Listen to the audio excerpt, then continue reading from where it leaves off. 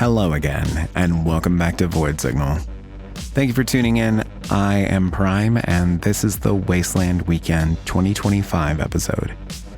Again, it's a blend of my own narration and first-hand experiences, along with interviews from fellow attendees who helped bring this place to life. Some interviews are recorded in the wastes, and several a few weeks after I'd returned home. I do hope you enjoy it, and if you do, please let me know and share it with others. I appreciate having my buttons clicked. The return to Wasteland brought with it a noticeable number of changes since my last venture into the Mojave Desert. Some of them were physical, some logistical, some internal, but despite all those changes, I wanted to return to an experience that had left such a positive impression on me the year before.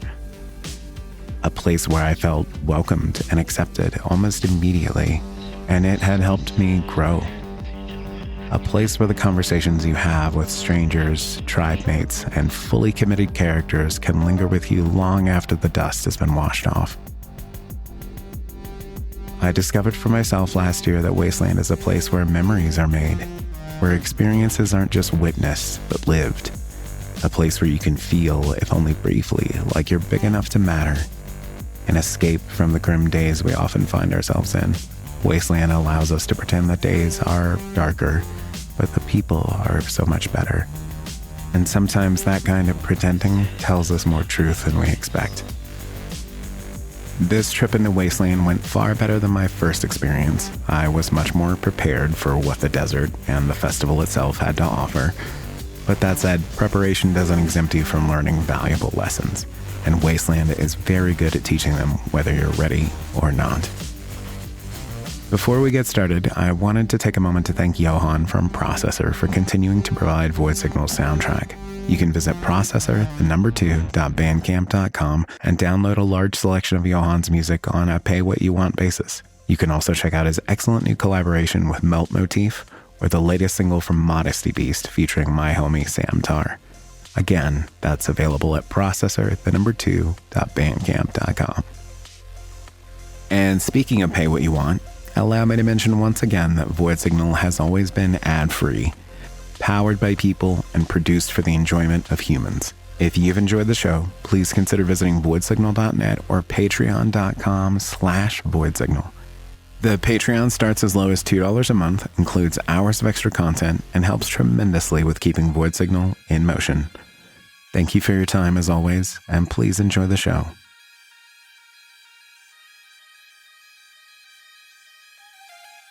A long drive from Reno to California City, California awaited my manager, Grounded, and I as we set out on our return to the wastes. We'd be reunited with most of our adopted tribe, the Dust Reapers. Cricket, Hugger, Clementine, Tick, aka Street Peach, and Entity. Although our new friend from last year, Tarmac, was only with us in spirit, having been unable to make it this time. We arrived in California City on a sleepy Tuesday night and made our way to a nearby general store to pick up some last-minute supplies, kill a little time, and wait for Midnight Line, the official beginning of entry for Wasteland Weekend. As we wandered the aisles, browsing random items, I heard my name called out by someone who recognized me. A friend from Chicago, of all places, happened to be wandering the aisles of this particular store at the same time.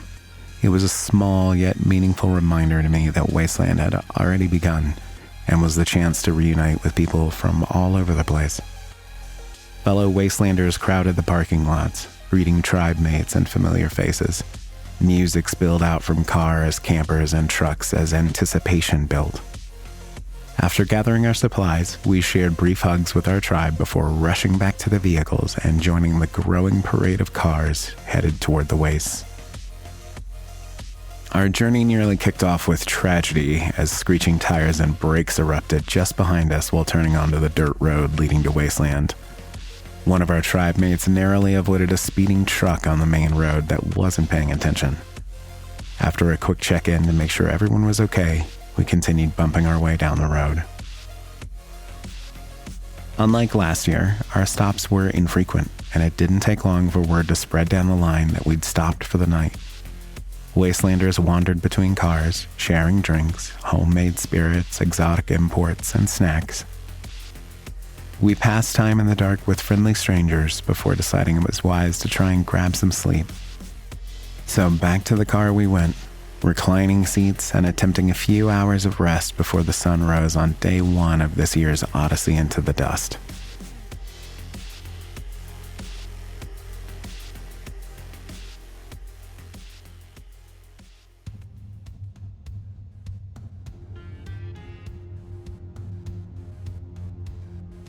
After some uncomfortable sleep, I watched as the distant horizon began to lighten. Before long, drums and noise echoed down the line, and a Praetorian in a Mad Max-style vehicle rolled past, accompanied by excited war boys shouting, "Wake up!" Those already awake shouted back greetings, extended middle fingers, and laughs. Eventually, we crawled toward the gates, where staff directed cars, collected waivers, checked tickets and IDs, and ushered us inside. From there, we followed our tribe mates in search of a place to camp. We'd missed our original spot, and a backup location was too crowded for all of us to be together. Before long, we found suitable spots for everyone, and after a quick discussion, we set to work erecting a large communal tent, rearranging vehicles to provide shade, and create a perimeter for our small slice of the dirt. It took a few hours of collective effort to get everything sorted, but once finished, the tribe shared snacks and took a moment to recharge. Schedules and maps were consulted, loose plans made, and mental notes taken about where friends might be throughout the city. Then we got into costume and set out to explore. We wandered into town, browsing shops and barter along the way. While passing through the vendor district, where real money is used, a metal worker commented on how shiny my cup was. It had been a last-minute replacement for last year's cup, and its pristine condition stood out against the rest of my worn wasteland attire. She offered to give it some character if I left it with her for about an hour. I agreed, and the adventure continued. Saloons were already serving patrons, and smiles were everywhere, on attendees and staff alike. The WCC radio station and post office buzzed with activity as people picked up merch and sent letters. Last year, during my interview with Multimeter, he mentioned Mobius the Mailman, someone I actually had the pleasure of finally meeting this year. They were out tirelessly delivering mail with unwavering determination, though without time for an interview. One saloon we stopped at hosted an open mic with poetry shared by characters and audience members alike. We sat on a swing, enjoyed a drink, and soaked in the atmosphere as words were spoken over harmonica accompaniment. It was here I first encountered Chicken, who was running for Nightmare, the person playing the harmonica. In addition to Chicken, Show Pony, who was running for Daymare, was also there. Chicken's enthusiasm for Wasteland was immediate and infectious. I thought to myself, he'd make a great mayor. I'd run into Chicken many more times throughout the festival, and we'll hear from him later in the show. From there, we continued circling the city, stopping into familiar saloons and discovering new ones. We reconnected with friends and struck up conversations with strangers who had stories worth hearing. Along the way, I picked up my newly weathered cup and thanked the metalworker for her craft. Eventually, hunger outweighed curiosity, and we headed back to camp for something more substantial than snacks. After several days of camp food and sun-cooked ramen, on Saturday while wandering around in the tent city, I came upon a great smell blowing down one of the streets. It led me to a large open tent with barkers calling for people to come make a plate and eat. The Pickled Armadillos tribe was putting out freshly cooked meat by the trayfuls, carnitas, pulled pork, barbecue chicken, along with a small assortment of items to go with it like rolls and sides. I was welcomed in, asked to sign a ledger, and then urged to get food. I asked if it was okay to take my food to go. I wanted to share the meat bounty I'd discovered, and I was told, of course, that was fine. So I made up 2 plates, covered them, and took them back to camp to feast with Grounded. The food was consumed with a lasting and eager appreciation, and I returned a short time later to request an interview from someone among their number. I was introduced and directed to the large, friendly fellow they called Judge, who seemed to be in charge and was credited with bringing and cooking the food. We wandered into a back area for a quiet chat, but even as we made our way, voices called out to Judge from different directions. Quick communications or acknowledgments. He seemed like a chief or a king among them, respected and appreciated. But as you'll soon find out, he was an incredibly humble and kind character. Here's the discussion with Judge. All good? Yep, all good. Welcome to Void Signal. I'm your host, Brian Prime. I'm here with Judge. And what tribe are you from? Judge, we are the Pickled Armadillos. This is we've been coming out here since about 16. Gotcha. Okay, so this is not your first by any means. No, not by any stretch. This is, I think we skipped a couple of years, shut down, whatnot, but we're pretty much regulars out here. Gotcha. And I just enjoyed some of your meat not that long ago. You cooked a bounty of delicious meats and are just giving it away. Yeah, year two. I always overprotect my crew. That's one of the things is if you're in the Armadillos, you eat well the entire week. I'm a big gardener. I bring a lot of stuff from home. We have fresh veggies all week. Yeah. And when I get to Saturday night, I do not want to take that 200-pound cooler home. So we just invited in, making friends with little neighbors. We made a thing, and we got a logbook, and we had probably 15 people the first year. And as you saw tonight, probably 60 people forming a line. So I bring about 80 pounds of meat for specifically this event, and then anything my crew doesn't finish as we go through the week just goes into the cooler, and then we just do a fucking fire sale at the end of it and get to meet our neighbors. Gotcha. Nice. What, if you don't mind me asking, what is it about, how many wastelands have you been to total? I want to say this is 7 or 8 for me. I started out with another guy who unfortunately passed away last year. We founded a tribe called the Forgotten. We ended up in the garden year 2. Wasn't really my scene being that close to the city. Sure. I felt like it was really performative a lot of times, which I love, but that's not what I want for my crew. So we just kind of settled back, and I wanted to be just a relaxed place when people come out, and everybody does their own thing, but it's always like, tribe comes home, has dinner together, and that's my joy out of it, is getting the crew here. Yeah. I got friends I've known for 30 years, and this is our week together away from our kids and whatnot. So it's really just a good time there. Sure. Gotcha. Cheers, mate. Thank you. Enjoy your waste. And you feel like that's kind of what brings you back every year, is like the reuniting with. Yeah, you get new people out here. Like every year we bring out 3 or 4, and you blow their fucking minds. They go out and they're running a million, not coming back till 4 a.m, and so like it's almost generational at some point. Like the people they learn the things, and like you always, as long as you're bringing a new blood and introducing them, you're always getting that first look at the place. Yeah. Like the first time you came out here in the middle of the night, and you're just like, the welcome home thing, and it just it resonates very hard. And I really try to make my camp emulate that feeling as much as possible. Yeah.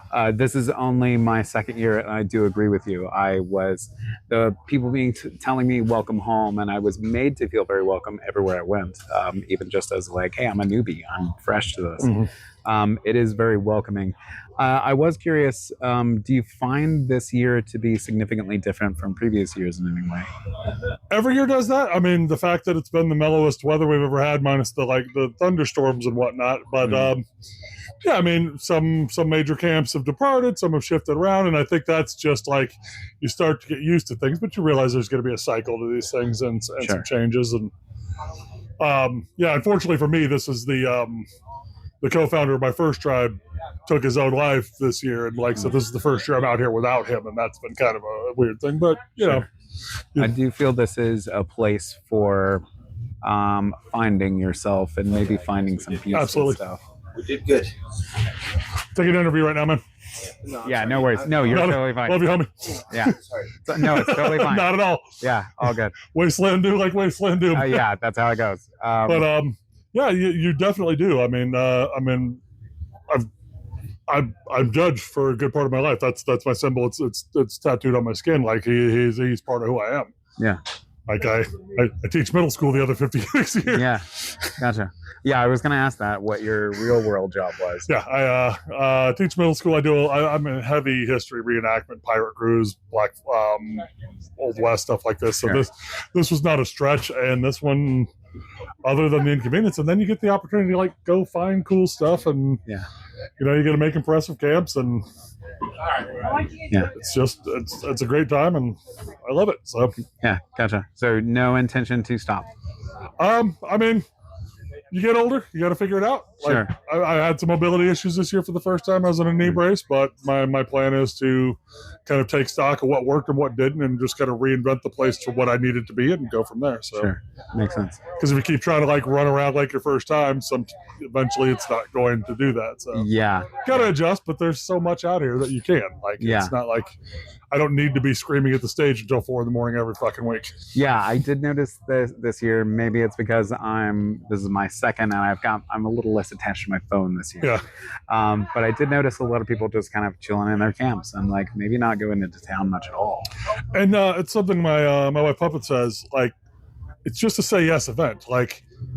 Even if you don't go for any of the main stuff, you just walk around and see somebody and just say yeah and go hang out and talk to them for a few minutes. And it's made up these beautiful little 15-minute interactions the entire time. I was talking to the guy at the rec room the other day. I was like, hey, you look like my friend. He's like, I am your friend. And I'm like, fucking what a great response to that, man. That's what I'm out here for, is that kind of thing, Yeah, and I definitely have had that experience multiple times here. Not just last year, but this year as well, of just me and this person, we're on the same wavelength, and we just kind of click and get along. No, I got friends that I love deeply that I maybe see 45 minutes while we're out here because we're all having our own waste, but it is just, it's like no time has passed. You see them and it's just like boom, and then you sit down, you have your beer, you do your thing, and you guys are both on your way. But it's it's a very real and it's a very loving environment, despite how little of your actual calendar it takes up. Yeah, agree. And Wasteland time is a strange thing because 15 minutes can be an hour before you know it. I saw a friend who drove down from Chicago. I ran into her at Dollar General and once out here, and then that's it. I haven't seen her again. Our crew rolls up from Sacramento, Reno. We adopted a stray from Arizona a couple years ago. Guy came in to see the cars. He had never heard of nothing out here, and we gave him a name, and he's been in our camp for 3 years now. We just picked up a stray, and Knox family now. Yeah, nice. Well, I don't want to keep you too long. Of course, and man. I always close my interviews with the same question, which is just, what is something that you've been enjoying recently? And your answer can be anything: book, movie, TV show, your dog. Just what's something you're jazzed about? I'm going to be shitty and say my 4.5-year-old, because he's just at that age where he's tearing it up and he's already a better person than me. Yeah. I'm able to drop a lot of the baggage I came up and then push him off. So I hate to be one of those guys, but I am literally all about my fucking kid at the moment. So no, that's a good answer. I'm an answer I'm happy to hear. I didn't have the most wonderful of upbringing. So me too. It makes me happy to see people being like, "Ooh, I'm not going to make the same mistakes. I'm going to do things." He's not my mini-me. I don't want him to have my shit. I want him to pass me. I want him. Yeah. Good for you. Good answer. I always answer the question myself. What have I been enjoying? I took a tumble Wednesday night and landed on my ribs. Oh, no. I've been nursing it and going very slow and moving easy.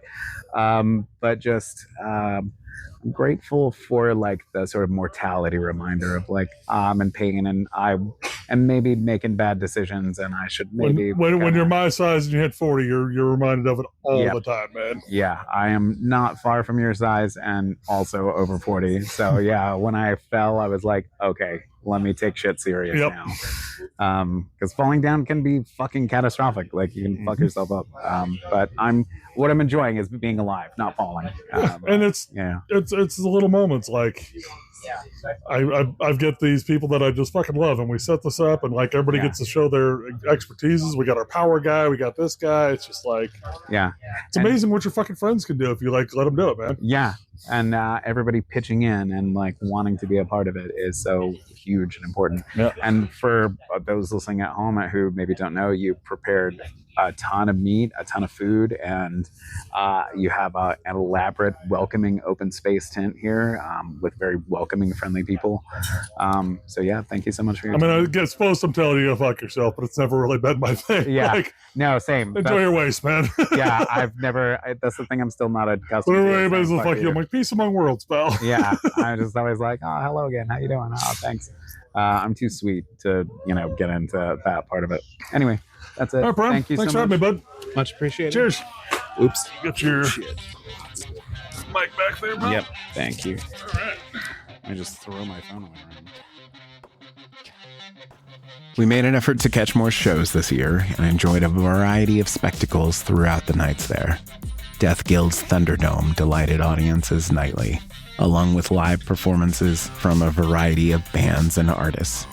DJs, fire dancers, wrestling, tournaments, all kinds of things could be enjoyed, almost everywhere you look. Not far from the main stage is a small freestanding circular bar with volunteer bartenders dispensing drinks to anyone who wants one. You can offer caps or jokes or stories for a cocktail that might never exist again. All the liquid behind the bar is donated, so you will never get the same drink twice. One of these clever wasteland mixologists happens to be my tribe mate, Clementine. It was a delight to be reunited and share some time together again, and I tapped her for an interview one morning as she sat, working and sewing baby doll parts to a bathing suit for her entry into the Wasteland Bikini Contest. Here's the discussion with Clementine. All right, check 1, 2. Say some words. Some words. Perfect. Okay. So welcome to Void Signal. We're here in the Wasteland. I'm here with my tribe mate from the Dust Reapers, Clementine. This is my second time seeing you at a festival. And tell me a little bit about you. How did you find yourself in Wasteland? Well, the first year I came, I had a friend of mine. She and I both work a lot of festivals and attend like Burns together, like Burning Man or like the regionals that some of the states hold. And she had it on her bucket list to come here and wanted a travel companion. So she actually offered to purchase my ticket so I can come with her. We both flew out to LA. I was coming from Denver, which is my home base. She was coming from, I think, Ohio from a festival she had just finished working at, because her home base at the time was Hawaii. So it was on the way home for her. We rented a pop-up. I survived off of just a carry-on because that's all I could bring on the flight. And we made it work. We only showed up for Friday and Saturday, but I was hooked from there on. So I've been coming back ever since. The last 2 years, I just came solo. Didn't have any other friends I could drag down here with me from Denver. Sure. Yeah. But what keeps you coming back? And you said you've worked a lot of festivals, and from what I know of you, you have traveled and experienced a lot of stuff. But what's special about Wasteland? Wasteland, it's like definitely the people and just like the energy here. Like on my first year, I actually met our campmates. We had lost a very vital piece to our pop-up during the drive-in from LA. And so we slept in the truck overnight. First thing in the morning when the sun came out, we're looking for anyone who was awake. And we asked one person who didn't have anything for us, started walking a little bit further. We noticed someone was working on one of their prop guns and like kind of wastifying it. And he tried to heckle someone just a few feet ahead of us who was clearly just on their way to their morning poop in the porta potty and did not want to talk to anyone or be bothered. So we hopped in and started heckling him back just to kind of like be a good sport.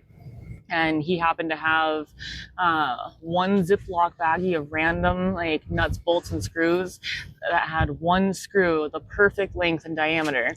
And then even further, so we were apparently not strong enough to like crank it up the rest of our ways ourselves. So he also happened to have 2 other very strong campmates, and between the 3 of them, they just took turns cranking up our pop-up for us. One of which was Hugger, who's here again this year with us. And just like having that kind of like, you know, everyone's taking care of each other sort of thing. Everyone's here to make sure everyone else is having a good time. Was really like what drew me in. And I ended up making lasting friends because by the end of the weekend, I still had a full bottle of Japanese whiskey chilling in our cooler. And as we're flying back, I can't bring a lot of that with me. So I gifted it to Hugger and the rest of our camp. And it was really nice because it ended up being a tradition of theirs moving forward. They've started bringing like Asian whiskeys or having times when they meet back home and have an Asian whiskey with their game nights. And I was like, well, I'm glad I could start that for them. But it's just like seeing how much people put into this, and like I noticed with a lot of other festivals, like on the work end of things, it's a little bit different. But as far as like the attendees, sometimes their motives in going to like some of the bigger branded music festivals don't really co-align with like what I'm looking for an experience. Sure. But here it's like people aren't just going to put it bluntly, to just do drugs and listen to music. Right. They're out here for a cosplay event. They're out here to like really build something and kind of like escape their reality, and while still like kind of being a truer form of themselves. Sure. And then on top of that, the music that's here is way more up my alley than like I do. As much as I do love some EDM, I much prefer industrial punk and metal, and that's what you're gonna get out here. Yeah. Sure. And you have the unique position of with Wasteland of bartending. Tell me about your experience with attendees and the masses, because I mean you interact with a huge portion of the population who comes here. Well, and that's been probably the best side of it.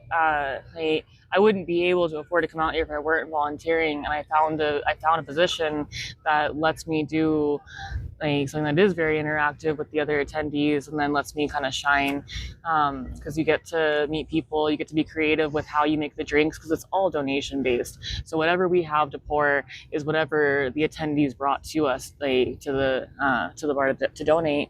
And so we'll have like some staples that people definitely do bring, like just like the generic vodkas, whiskeys, or like etc. But we'll get people who definitely are trying to give us a challenge, and they'll bring something like tamarind flavored vodka was one I had one of the first years. So I got really creative with that. And I always get like really excited when people come back to my bar specifically for a repeat. And it's like, okay, if I do still have this stuff, I will make that like my signature drink for the night, at least for a few people. If I don't have exactly what I poured for them before, then I can get creative again based on what I know they liked of that previous drink. And like last year especially, we ended up having my signature drink was called the Fuck You Kevin. I had started pouring, it was two really odd syrups I had and I would do any kind of alcohol base for it depending on what their preference was. And I had people both nights I was bartending come back throughout the weekend saying they needed my drink again. And at first I hadn't named it. I was asking my patrons to name it for me, and no one had anything for me right away until the first group who had ordered it originally. They kept asking for an additional drink, and they said like, we swear it's for someone who's of age. He's just, this time he's busy at this camp. Well, this time he doesn't want to leave like this event. Well, this time he's doing this thing, and he just never came forward. It's like, well, these folks are definitely all well of age, so I don't really have any like doubts that they're bringing it to someone else with the proper wristband. Sure. And when he wouldn't come over, I was like, he's still not coming to come get this drink or come like let me serve it to him. I was like, well, fuck you, Kevin, because that happened to be his name. And so by like the fourth or fifth time they came up, they're like, we have a name for your drink. It's going to be the Fuck You, Kevin. So I turned it into an interactive bit. Whenever someone would ask for my signature cocktail, I would tell them that it's the Fuck You, Kevin. But in order to have it served to them, they had to scream, Fuck You, Kevin, in the most ferocious way possible to them before they took their first sip. And for some folks, like that's one other thing I love about this event is like not everyone is as outgoing or extroverted as others, and so some people really only could say fuck you, Kevin, and just very quietly, very meekly, and then take their sip. That was still more than deserving of their pour. Some people got so into it, and by the time I ran out of my main ingredients, the gentleman who was ordering from me was probably one of the best I had heard all weekend. He definitely he sang it from his belly, screamed it so aggressively and just so full-heartedly, and it happened to summon the original Kevin namesake, because they walked over like, oh, this is the Kevin we've been trying to serve all weekend for you. And I was like, oh, well, you're in luck, like there's enough in this cup that you guys could split this drink, so you get to actually try the Fuck You, Kevin. Straight from my pour. but it's just like, you know, meeting people like that where it's like you get different flavors of people. We're all definitely a little neurospicy, but we're just different flavors of it, and we come together and like make it work. Yeah, well, certainly. And that certainly is the vibe I've experienced since coming here, was a lot of people being welcoming and friendly. And like you said, everybody's operating on different wavelengths. And I do feel like this is maybe the place for people to open up or explore a side of themselves that they've maybe kept hidden. Would you agree? Oh, absolutely. Yeah. Has that been your experience? To an extent, yes. I think something I have found in my experience with my travels and with working different events like this, or even just attending some of them that are just strictly volunteer based, then that's helped me come out of like my shell a little more and be more of my truest self. And I do get to kind of bring that back with me when we go into like back into civilization, into the default world. Like the experiences I have here definitely sit with me and stay with me and shine through when I'm back home too. And like this being an annual event feels like my new year, my like kind of reset too, where it's like I get to set my intentions coming into this weekend, let alone like how it's gonna shape or form me as I roll over into the rest of the year. Gotcha. What would you say the biggest selling point of coming here for you is? I mean, I know we just covered a lot of like good reasons. Definitely the extreme heats, the winds, and the scorpions this year. Those are the selling points for me. Okay, let me ask you this. Just in brief, what do you do out in the real world? So I do work in events out in the real world. I'm an operations supervisor at a few music venues. I bartend for a lot of gigs, and then I also work with like musical artists, either on their tours or in their travels. As a traveling T-shirt salesperson, I'm a merch person. Yes, I saw you in Sacramento. You were doing merch for Burning Witches. Yeah, right? It was an all-female metal band that I was traveling with and selling the merch for. And then I've worked with other artists as well. And that one's always fun because you never know if you're going to get a more cush setup where you have a nice tour van with bunks and a refrigerator and nicer green rooms, or if like on that tour we're riding in a van and one of our green rooms was just the back hallway of a bar one night. And they put a curtain for us. So it's always like a different kind of experience, but I'll adapt to whichever. Yeah, and I remember chatting with you about it then, and you're really good at it from the sound of it. And that doesn't surprise me, knowing you as I do. You are a person who you apply yourself. So if anybody listening needs a tour merch person, yes, Clementine is the one. Do you have like so you do that like freelance, basically? Gotcha. Yeah, all of it's freelance, and I guess like all of like that sort of thing is freelance as far as like the bartending and the merch work. Sure. And you get those gigs through primarily like word of mouth? Yeah, like it's all networking at that point. Sure. It really does help that one of my main staple jobs is being in operations at venues. So I can kind of meet people as they're traveling. But what's happened more often than not is the bigger gigs I've gotten have been through just friends I have that were already in the business, or that were feeling their way to the business, or trying to make their way as a musical artist, and just saw me work in other ways. Like I think my first merch gig, a friend of mine who knew me from a restaurant we used to work together at, asked if I would come help sell with her. She's like, I know you haven't done merch per se. She's like, but do you think you'd be confident in selling like, upwards of $30,000 of t-shirts or other merchandise?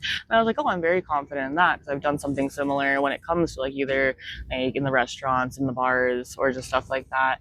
And we ended up selling $40,000 of t-shirts and whatnot for a touring artist. And our numbers were spot on as far as our like inventory and counts and our money numbers.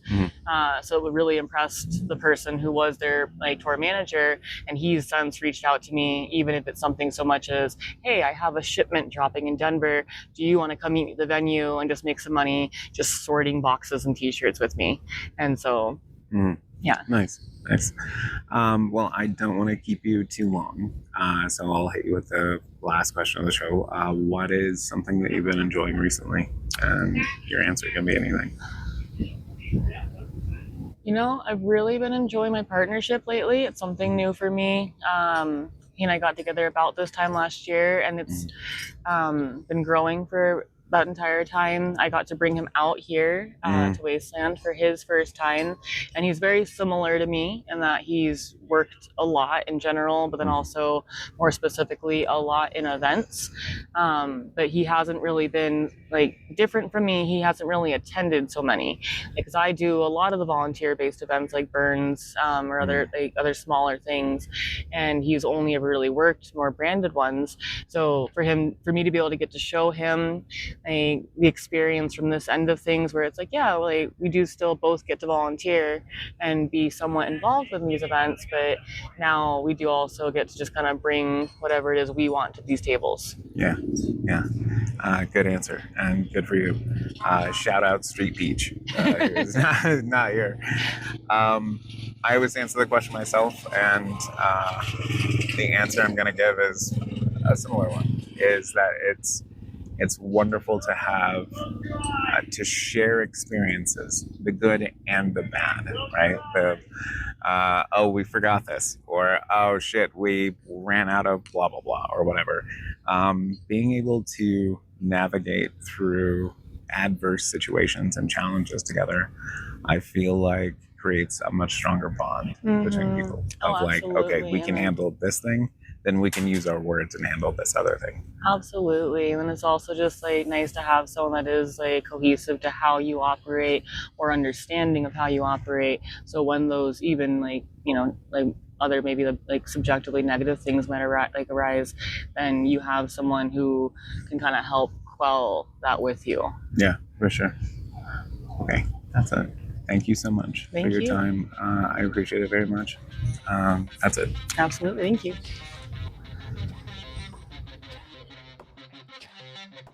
Out on Wasteland City's borders stands the Church of Latter-day Restorationists, a religious cult who seeks to help wanderers and newcomers understand their god Dacian. They'll baptize you in the mud and dirt to help you make your costume look more authentic and less clean. This year was particularly busy, and we urged people we encountered who were too clean to go visit them. They provide their services with smiles and charm and remain in character where appropriate. We visited, and Grounded was blessed for the first time. It was my second time going through, but we were once again permanently altered, coming out looking dirty and mud-caked. We met up with priest and tribe mate Maxine Machina, who I also knew from Mechanismus Festival. The next interviews you'll hear are with the two of them, recorded not on site at Wasteland, but several weeks later. Though Priest's interview had a few minutes of lost audio, apologies to Priest for the mishap, but we pick up with him discussing the service provided by the tribe. Here's Priest, followed by Maxine Machina, who joined us. Immersed in the overall event, when they look like they belong, they start to feel like they belong, because that's the really nice thing about Wasteland, is that everyone does actually belong there. It is just a big family of people that want to welcome you and whatnot, but they have maybe some rough edges where people are yelling fuck you and all these other things. And I know when I'm very much an extrovert, but I'm also a kind of a very polite person, and so when someone yells fuck you at me, I'm like, well, fuck you too then. What did I do to you, kind of thing, and I have to get in that mindset of no, it's a greeting, it's a welcoming. Yes, that is the thing that I still struggle with. I mean, this was my second year, and the day one, people are like, fuck you, and I'm like, oh yeah, fuck you as well, I guess. Hello. But I'm too programmed, I guess, to just niceness. So what I've done is I've twisted it, and I say it also with you, kind of just to play into my preacher persona, take some of the Episcopalian type stuff. Also, when people are flipping everybody off on the car cruise or things, I'll be sitting there doing a little parade wave. I just think it's hilarious. It's kind of it breaks the norm just a little bit. Yeah, for sure. So do you see yourself continuing to go out with the restorationists and make Wasteland a regular part of your life? Honestly, yeah. At this point, we're almost, like I said, we're almost a decade in, even though we've missed a couple for vacations. And, I've gone to Europe a couple of times to do events out there. And I think that I could see myself easily doing this for at least another 10 years. I just turned 40 this year. So I'm not maybe as young as I used to be. It is a little bit harder getting up in the mornings after staying up all night. But I do think that the community is a really special place. And every year I find something new that I can take joy in. And there's just so much to experience. That's the other thing I was going to mention earlier, is that your experience is completely valid. It may have been subdued, but Wasteland is like 5,000 people. It's a whole small little city.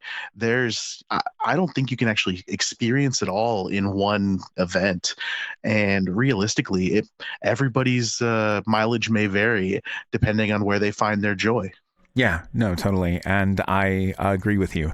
And I think my experience being more subdued, after being there twice now, I would definitely say that you get out of it what you put into it. And so, while I was maybe the subdued one in this case, because last year was hottest on record and my first, and I was trying to do everything.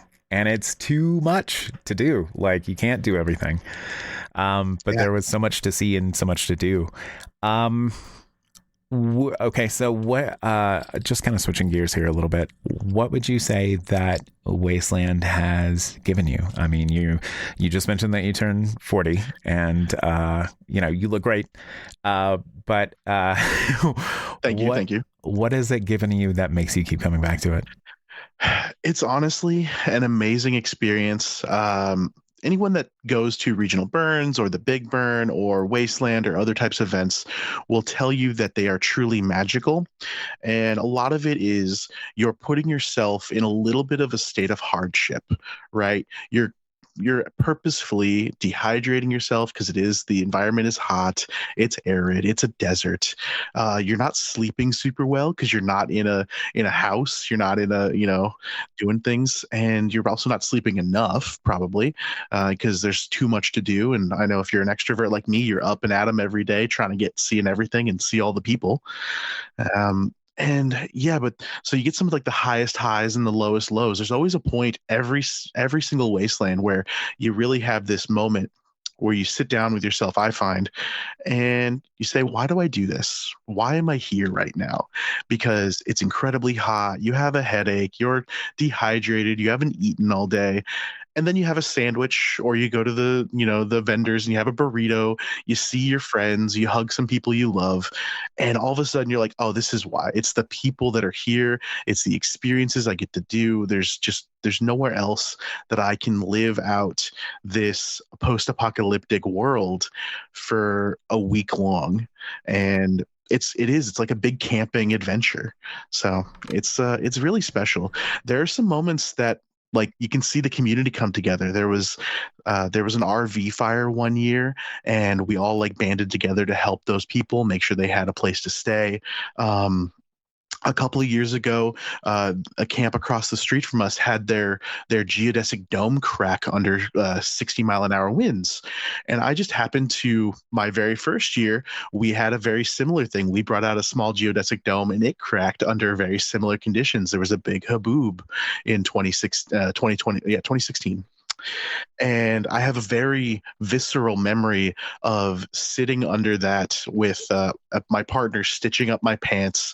I'm holding one of the spars in place because I'm just holding it there while someone is securing an anchor line. I'm reading American Gods through a set of welding goggles because it was the only goggles I could find, and just wind is hitting me. It's just dust everywhere. And a couple of years ago, I had this exact same experience where I walked out and I heard this very similar crack of a spar giving way. And I ran over and I alerted the camp that it was their camp, because they actually weren't there at the time. And I ended up holding a piece of it in place while we roused a person that was asleep and like got them out of that space, and then we all tore it down because it was no longer safe to leave up. And so it's one of those things that like you see people coming together in a way that thankfully doesn't require a major emergency or any real harm coming to anybody or anything like that. Yeah, I definitely get that vibe, a big sense of community, and it happens with sort of everybody there, right? Like the people we camp next to, you're going to see them every morning. Like, good morning. How are you today? Do you want a snack? Do you want some of my mango or whatever? And I like that feeling of, feels like having neighbors that actually give a shit. Yeah, it feels like that. Maybe it's that boomer ideal of knowing all your neighbors and, keeping an eye on each other kind of thing. I know in the neighborhood that my grandparents had when I was like a little kid, yeah, we knew all the neighbors. I could go across the street. I could do those kinds of things. That doesn't exist. And that didn't exist in my home life either. That was only really at my grandparents' house. But that feels very similar to Wasteland. Like I know all my neighbors. I can ask them for help if I'm having a problem or if there's something going on. If there's a need, and it takes a village type stuff. Every year we raise a 24-foot what's it called? It's a steeple that goes in front of our chapel. And, we can do it with like 4 or 5 people, and we only have about 10 people total to build our whole chapel. But it's helpful sometimes to have a couple of extra hands. And so I can just walk over across the street to somebody and say, hey, Boneyard Buzzards, can you lend me a hand? They'll come out and they'll help me. Or I can go next door to Last Rites and they'll send some people down. If we need a really big thing, we can always yell over to the Wasted Saints. They're huge. They're a giant artist collective. They put on a ton of events, and we're always happy to help them, and they're always happy to help us. It's a great community thing. Yeah, I do agree with you. It dials in on that because I grew up in the South where big emphasis on community. Of the person up the road from you who's the front yard might be filled with cars that don't run. That's also the person who's going to help you get your car running in exchange for like a handshake or a 6-pack of beer or something. And I do find that absent in a lot of our modern day sort of technological lives. Like, yes, we're very connected with people digitally, but interacting with people in the skin is a different experience. Yeah, it is a little odd. And I know, especially as an extrovert, I do have this kind of weird dichotomy of there's a whole group of people that I connect with very strongly at events and that I connect with online throughout the year. But like, I don't actually know my neighbors. Right. I live in a house. I love the people that live in my house, and we have several neighbors that would help us and have helped us, and we've helped them if there's ever been a problem. But we also like haven't invited them over to dinner or anything like that, and they haven't invited us. So, but I also live in the Northwest, and the Seattle freeze is a very real thing. We're all a little, I guess, cagey up this way for some reason. I don't know why, but it does make it a little bit difficult. Yeah, agree.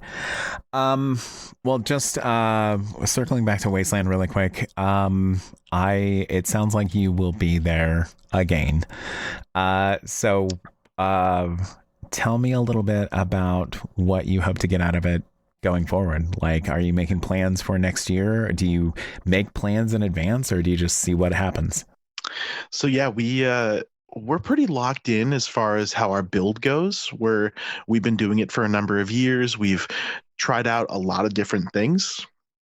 So we no longer really have to worry about what our structure is going to look like, what our layout's going to look like. So that means that kind of we get to be freed up to do other things. We run a quest line every year to elect a new pope. We elect the only pope of Wasteland. Hopefully someday someone else will start electing popes as well, because we just showed up one day and said, hey, does someone want to be pope? And you can do anything you want as long as you tell people you're allowed to do it. but yeah, so I think ultimately we'll be back. I know I'll be back. The chapel is actually going to take next year off. So every 3 or 4 years, we try to take a year off where we don't require anybody to come out. I will still be there. I'll be kind of mobile, probably doing some just baptisms, mobile, walking around the street, doing a little street preaching.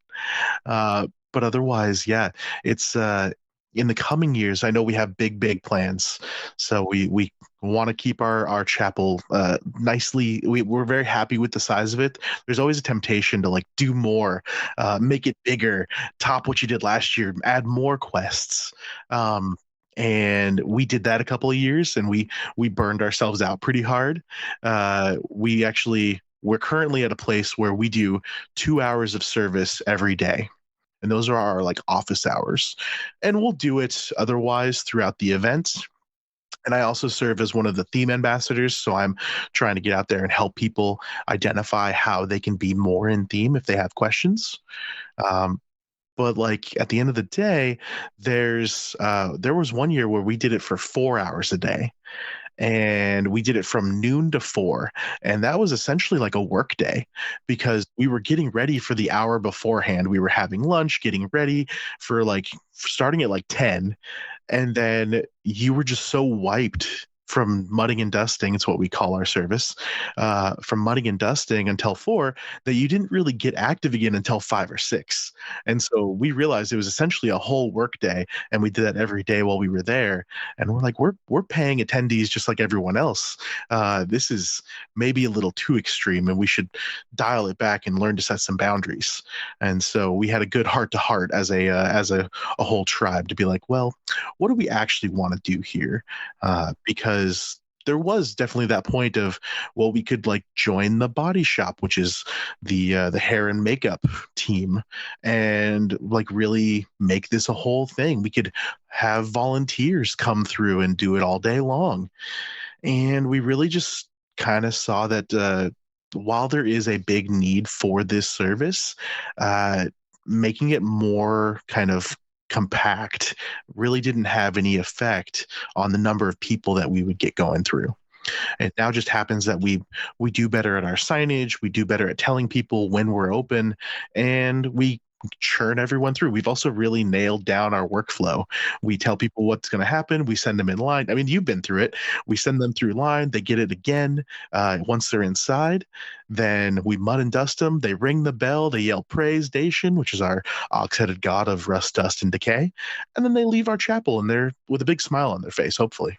Yeah, I've done it twice now and left with a big smile both times. It was... I love to hear that. Yeah, it was a blast, and it definitely sets, I appreciate what you all do because it is a ton of work, and it adds so much flavor, so much character to the whole event.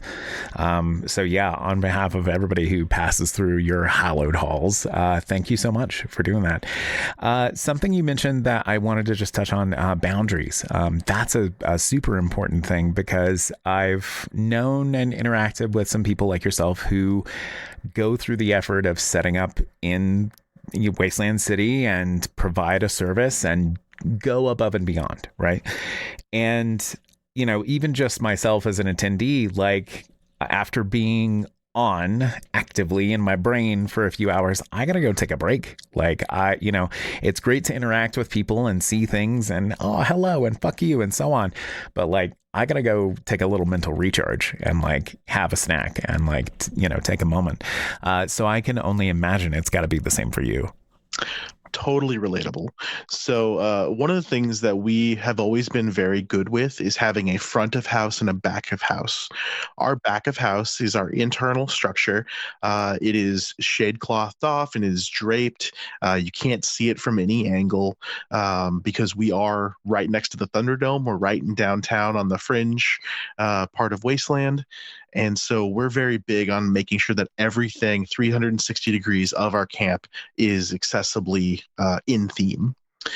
Now, that being said, inside of our back of house, we have like cell phones, and we have our battery system, our solar system.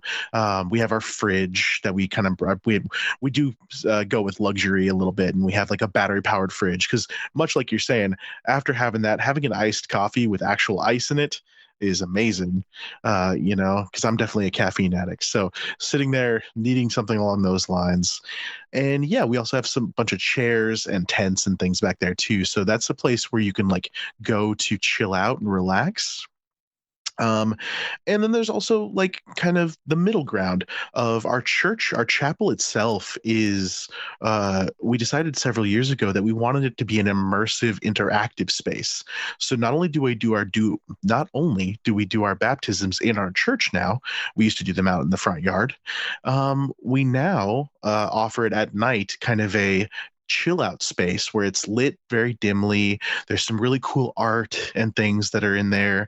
There's also usually some like Gregorian chanting going on speakers at a level that's like not too loud, but just enough to kind of give you a little bit of a step out from the lights and sounds of Wasteland City, because there's a ton going on. There's the main stage not too far away. There's the Thunderdome, which I love the goth music aesthetic that they usually stick with, but eventually that can get a little too much, right? I know I can get overstimulated for sure. But yeah, so then having that front and back of house really helps us have that divide for when I need to take a step back and like have a boundary moment of like, hey, I'm out of character right now, kind of thing. And that's really what I see is like, my preacher persona is just Charles. That's just who I am. But it's also taken to 11. I'm going to always be happy. I'm always going to be helpful. I want people to have a good time. And like I said, that's not always true for Charles. Charles isn't always having a good time. There are times where I haven't eaten and I'm too hot. I didn't get enough sleep, and so I'm just kind of a jackass for the little while, and I got to go in the back and eat a sandwich, and then 5 minutes later I can come out and I can be smiley and helpful and like tell people like, we can run a whole game show on how to figure out who's going to be our next pope and that kind of thing. Yeah. Yeah, definitely agree. I took a couple of tumbles this Wasteland, and so by Saturday I was kind of grumpy. But yeah, I feel I definitely needed to like go take a nap and like have a snack and do some self-care stuff, which is important out there. More important. It's so much more important even than just normal, right? So yeah, for sure. Well, I don't want to keep you too long. I'll go ahead and hit you with the last question. What is something that you have been enjoying recently? And your answer can be anything: a book, a movie, a TV show. Just what's something you're jazzed about? I've really been enjoying playing Arc Raiders recently. I'm not a big video game person. I do enjoy playing video games here and there, but I don't tend to have a lot of time usually. I'm usually trying to be I suffer from the whole ADHD desire of, if I'm not producing something, I'm not being productive. I'm clearly not successful, right? And so it's so hard, but I'm definitely like, because I'm blacksmithing, I'm leather working, we're remodeling an old house. Like we have lots of projects going on constantly, and then I also have a day job that I do all day long. So it's a lot. But in my free time, I do enjoy playing video games here and there. And a big shout out to Arc Raiders. It's a really fun one.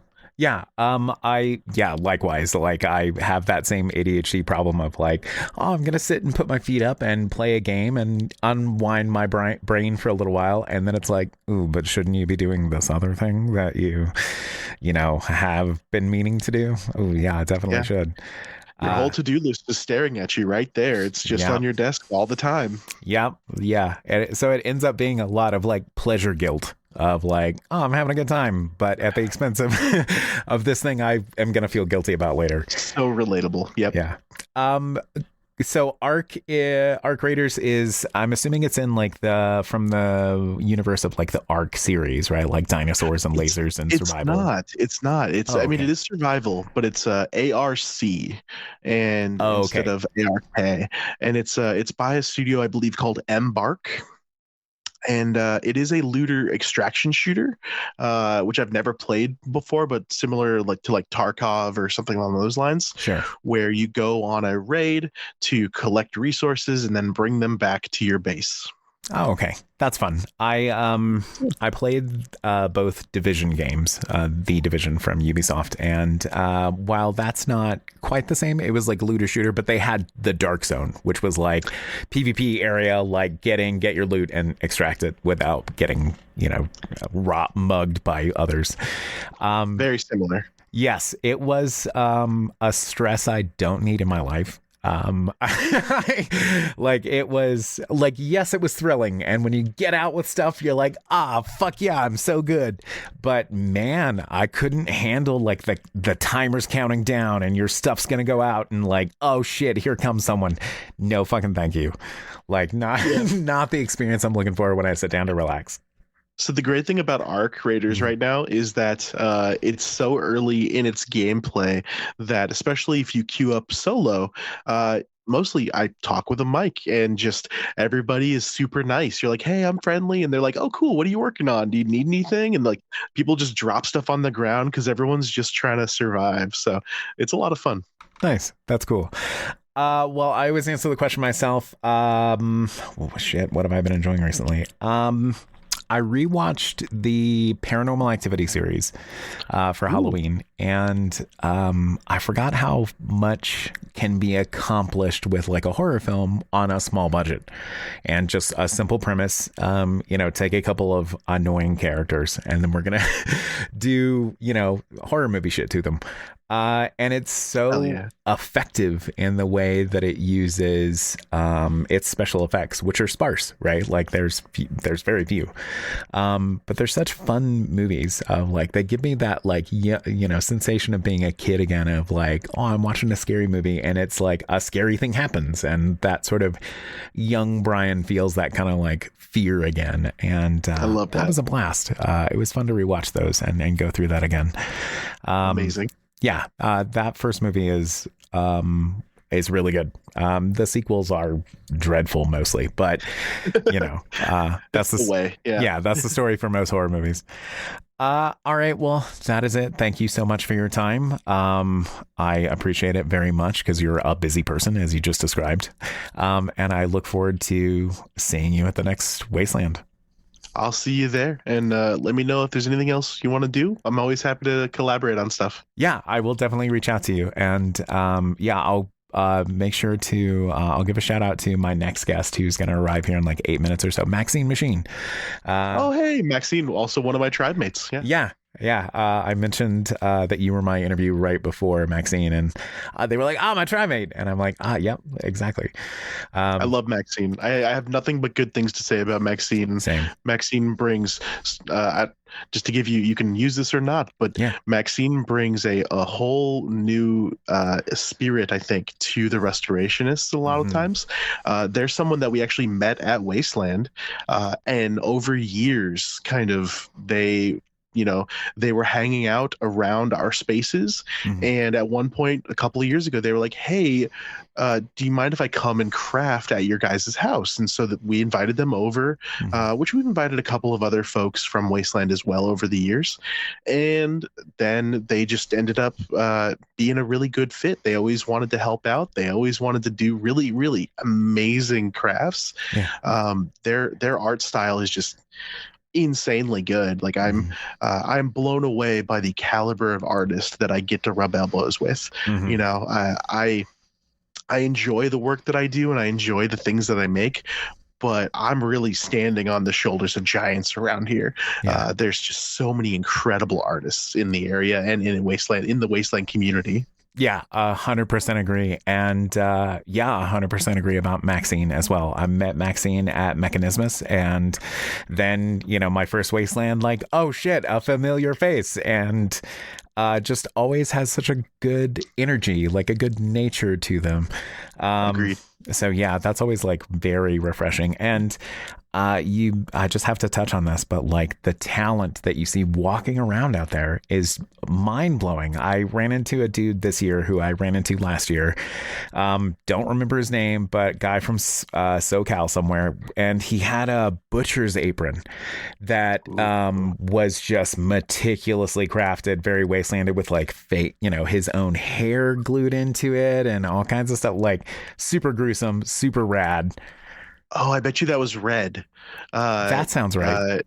Yeah, it's Red. I wish I could remember what Red's mundane name was. But yeah, Red is a photographer that I've worked with in the past as well. Yeah, and they just their work is so, yeah, like you said, their butcher's apron was so gross. Mm-hmm.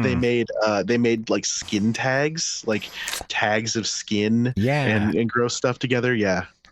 And I was so like, wow, this is so cool and so gross. Like just to behold it in person. Like, you see the stuff in movies, but like to see it in person, like, oh man, it was pretty gruesome. But yeah, really cool. And so much talent out there. Like just so much talent. It's amazing. Yeah. I mean, literal walking pieces of art, like just all day, every day. And yeah, I guess that's the big thing that I would take away. If anyone is looking to come to Wasteland or get into any kind of, artistic endeavor like this, like you're gonna run into studio quality, cinematic quality people, just artists. Like a big shout out to, I would start shouting people out, but I would not do well because I cannot list them all, and then I would feel so anxious and bad that I had forgotten somebody. I was just gonna try to do it just now, and I realized, and I'm like, no, can't do that. Like there's just too many of them. They're all so good. And so like the only thing I can say is people have to come out and see for themselves. Yeah, agree. And on that note, real quick, just don't let comparison be the thief of your joy. Like because somebody 100%. does a thing better or has the skill to make it better, doesn't mean that you should not do it. Like you should be inspired instead of, jealous or, feel down about yourself. Oh, I didn't do as good of a job. Who cares? Like you don't know what they know. So. Well, and the thing is that's the other thing that I love about Wasteland is the barter community, the desire to both teach the skills and to teach people how to do stuff. There's very little gatekeeping that I run into in Wasteland in the community like that. I know that I'm constantly telling people my secrets. The restorationist built a whole little booklet and distressing kit and sold them right at one point as a fundraiser to raise money for our solar system that was aging. And but there's lots of other artists that are always willing to, my biggest takeaway is follow people on Instagram and just message them. Say, hey, I'm working on this project. Send them a picture and ask them what they would do. Right now, don't abuse them. Don't take advantage of that. Like, don't do it all the time. And don't like blatantly steal people's things, but be inspired. Take what they're doing and try it yourself and see what you can do, and you'll be surprised. And honestly, worst case, know when to. I mean, the thing that I've really worked on from myself is knowing when I should be supporting artists and buying their stuff. Right? There is this trend or habit when you're a leather worker, especially, but when you're like a blacksmith, when you're a crafter, is to be like, well, I'm not going to buy that. I could make that. But also, you have a limited amount of time. You have a limited amount of resources. Maybe supporting an artist isn't a bad thing. And so buying something from somebody I know helps us both. Yeah, absolutely. And artists are happy to be paid for their craft. That's the other component too, is that like there's a person under that passion, and it's always, it gives so much validation. So you're not just giving somebody some money that is helpful, great, but you're also enriching somebody's life in a way of like, oh, somebody wanted my thing. 100%. And you're enabling them to make more art. Yeah.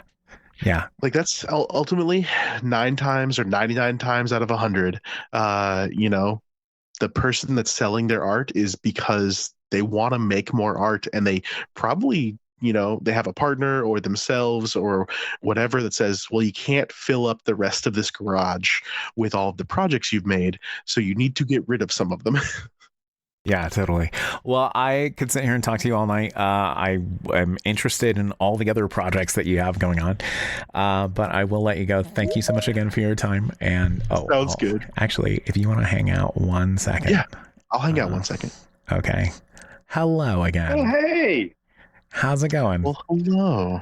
Fancy seeing my tribe mate here. Fancy seeing you, Maxine. I heard you were the next guest, and so I stayed on just an extra moment. Oh, that's wonderful. Yeah. Yeah, we are just wrapping up. I'm in a dark room, so there's nothing for me to look at. Like you wouldn't see me, but I don't know. I can turn a lamp on. Yeah. How goes the Wasteland chat? It went well. We're just wrapping up now, but I wanted to have you stop by, say hello. Good timing. And yeah, no worries about camera. I just I turned mine on. There we go. I got my lamp on. Hooray! Reunited, and it feels so good. So it's good to see you again. While I have you both here really quick, I'll just ask, because I've already kind of been picking your tribe mate's brain about the restorationists, but you work there as well. And how was this Wasteland for you? What were your impressions? This is good timing because we just had our decompression meeting not long ago. I had a great Wasteland, and I think that our tribe did, especially well. We had a lot of new members. I was really impressed with them. It was wonderful this was my second year with the restorationists specifically, and it was wonderful to kind of see new people coming on board, really just embracing our theme, our kind of tribe culture that I have come to love a whole lot. And so it was just, 5-star, 10 out of 10, it was a great time. So I thought the restorationists really, really did well this year. So gotcha. It was also just wonderful having a fuller crew to where we could take more, people could take a day off if they needed, we were able to kind of tag team a lot. It was good to see Overkill delegating more. And I actually thought he did really well, delegating something that, is I just know a challenge for our tribe leads, because they're used to just doing it all themselves. So sure. That goes for Preacher as well. So yeah. No, I thought it was fantastic. I can't go on enough about just the positive restorationist experience, I think. So. Okay. Yeah. Mirrors Charles's sentiments on the subject. Yeah. All right, cool. Well, Charles, if you want to take off, thank you so I'll much get out of here. Have a great chat, y'all. I'll talk to you later. Take care. Right. Cheers. Bye. Welcome. Thank you so much for making this work. I appreciate your time very much. Absolutely. So, real quick, Wasteland 2025, how many Wastelands have you been to? This was my 5th Wasteland, and I took some gap years around the kind of the COVID era, of course, but my first was 2018, and of course the most recent 2025. This was their 15th Wasteland, which was fantastic. Yeah. And as you just said, it was a good year for you. What was distinct about 2025 versus the other years you've been to? I definitely noticed a lot of new people who had never been to a Wasteland before, which is fantastic. We kind of expected that to happen last year because you had the Furiosa film, you had, the Fallout TV show, thought that might generate a lot of interest. And I'm sure it did. I think people took a year to prepare, maybe people who had never been before, saw the show, saw the movie, heard about Wasteland, were like, I want to do this. And maybe they took a year to prepare, and they came this year. There were a lot of new people, a lot of Fallout fans, a lot of Furiosa fans, and it was wonderful. Especially, as you know, with our tribe, the Restorationists, we play a really special role in welcoming and kind of onboarding people who are new to the event, and so we kind of have a front row seat of seeing those people, which is just wonderful. That I think was the biggest noteworthy kind of thing. I would always love if that, because I'm kind of a stat nerd, and I would love it if Wasteland published like a sort of a debrief of, we had this many new Wastelanders, we had this many, and because I'm always so curious to kind of weigh my feeling versus what the numbers show. Right. Yeah, I would be interested in that too, to sort of compare my anecdotal experience with, what it actually is. Charles did sort of, your tribe mate, did sort of mention that this was a year of newcomers, and I noticed that myself. I mean, this was only my second year, but I did find myself, shouting at people like, too clean, and, you got to go to the restorationists, and, telling people where to go and guiding them there. And I do think it is such a valuable service that's provided by the restorationists to sort of not only help enrich the atmosphere by being present, but also to sort of show people how it's done, kind of like, this is, you don't have to be a serious role player. You can just, say the words and have a good time and have a smile and have a laugh. You mentioned this was your second year being involved with the restorationists. How did you go about becoming involved to begin with? Yeah, well, so we're all kind of from not all of us, but most of us are from the Pacific Northwest, Seattle kind of area. And so I knew, the kind of tribe leads through different, just sort of social scenes we're in. We're in like kind of the goth music scene and stuff. So there's some overlap in our interests. And of course, I met them in my first year, 2018, when a great Wastelander said, "Oh, it's your first year. You got to come to the restorationists and get dirty." And I loved it. I immediately loved their theme, their idea.